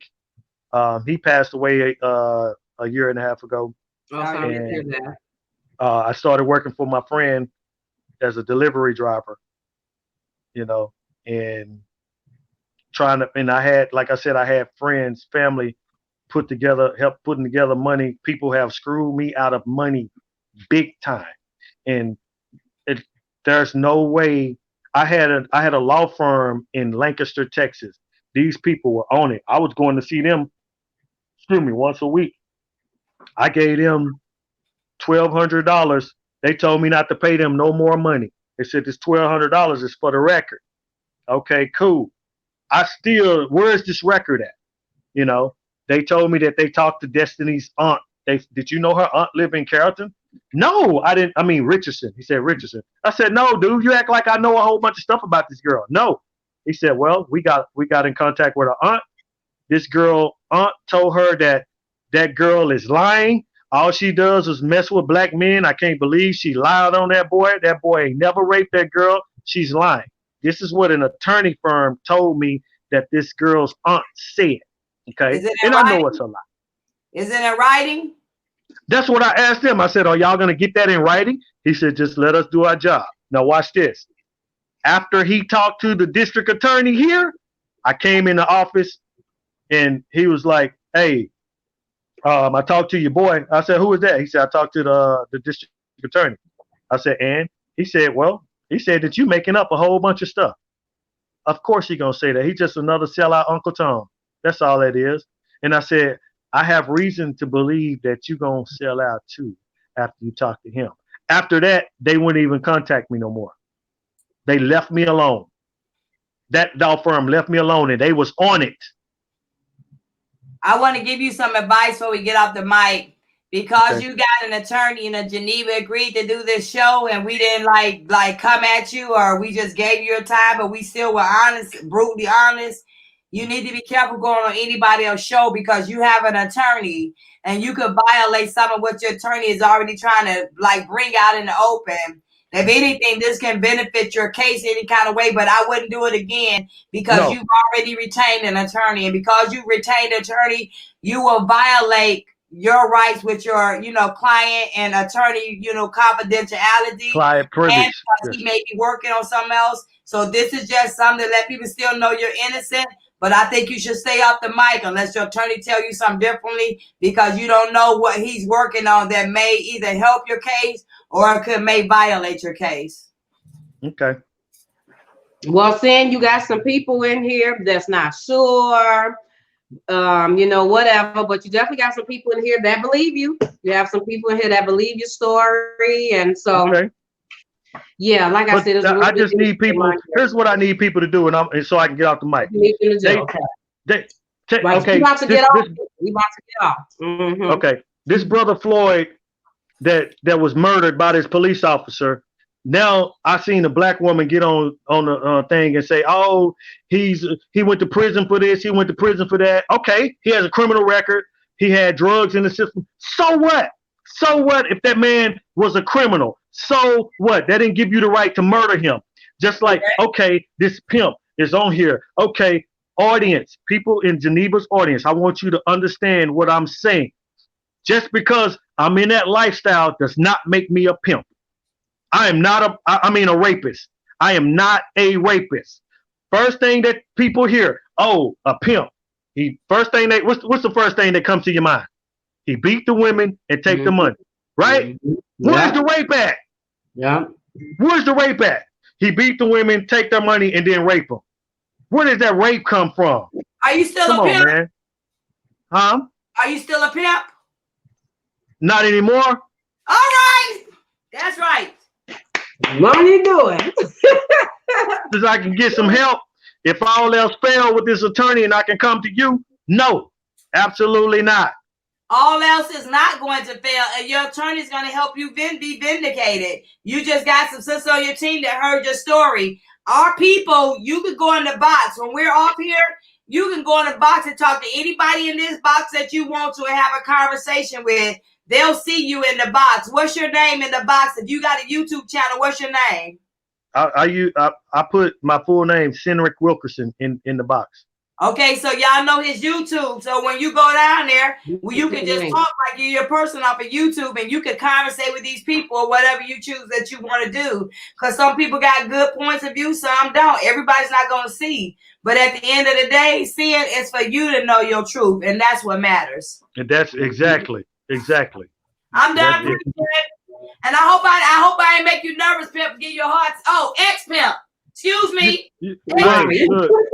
No, that one thing I've never ever look. I went to high school with a missing tooth and a chipped tooth. Never ever worried about what people said about me. I kept it pushing. Right. So well, I mean, sometimes I'm just saying I'm a little critical, and sometimes I just say what I feel. But I like to joke, but I like to be serious, because at the end of the day, all these issues to me are serious that we bring on. And I hope that you do take my advice and become and be an ex-pimp. I think you'll do more good to the community than bad if you do that. You can do it, brother. You can make your dollars a whole lot of other ways. Yeah, I understand. But again, I just want the people, all the listeners, because you got rappers that glorifies pimping and all this, and these people, even your listeners, are buying their records. They're buying their records. They're making movies about it. They're buying the movie. Selling them. I know. Wait, Sin, I'm finna get you. Every time somebody say something about pimping, you got an excuse. There ain't no excuse. We don't want you. I just don't want them. Okay, Joe, you can see me as that, but I don't want you. Just because I was doing that, don't mean that I was a rapist. If I thought that, I just said if I could, I just gave you a way to win your case without any lawyer. So if I would have just thought that, I would have told you how to win your case. I don't know either way. You're on here. I was saying to the listeners. I was speaking to the listeners. Okay, speak to them. Go ahead. I just said it. That's what I was saying to the listeners. Well, thank you so much, Sin, because y'all gonna keep going. We're gonna end up being on here for 3 hours. I'm sorry. Thank you so much, Sin, for coming out here telling your story. I'm gonna put the link to his YouTube in the description box, and I'm gonna put his email address. His email again is readmyinnocence@gmail.com. Thank you so much again, Mr. Cynric Wilkerson, for taking the time out to come on Geneva's Closet to speak your truth. You have a fabulous night, and we'll try to keep up with your story at some time to find out did something happen, whether it was with Essie or you on your own, okay? No, we ain't coming back on tonight, so don't even call my phone when we get off this mic. We ain't coming back on tonight. Essie, I don't even have your phone. I'm not, I promise. It was good to meet you guys, and I'm glad. It was fun. I had a great time. Thank you for having me on, Geneva. All right. See you soon. Thank you. Good night, y'all. Love you, Geneva. All right, see, okay, everybody, we're about to leave because we've been on here for like 2.5 hours. Y'all know when thank we you get all on for this mic, we joining. can't get off. Paula, 9mm, Lolo, Mama Luna, Uno, Robin. Make sure you email me because Robin said that she had a lot of stuff.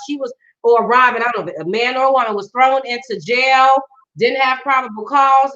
Email me, genevasclosett22@gmail.com. Again, make sure, everybody, please make sure you follow me on Facebook at Geneva's Closet and make sure you like and share this video and subscribe to Geneva's Closet over here on YouTube if you haven't already done so. And to make sure, if you haven't already done so, you go over there to Essie Berry's You don't YouTube have to, channel. don't like it, share like it. That's gonna be Her awesome. name is Essie Berry. And you can also email her. You didn't know that, people, did you? Yes, yes, yes, you sure can. At essieaberry@gmail.com. But again, you all have a fabulous evening and we will talk to you later, people. Bye. Bye. Love you, Nina. Guys, we are almost off and we are off. Boom.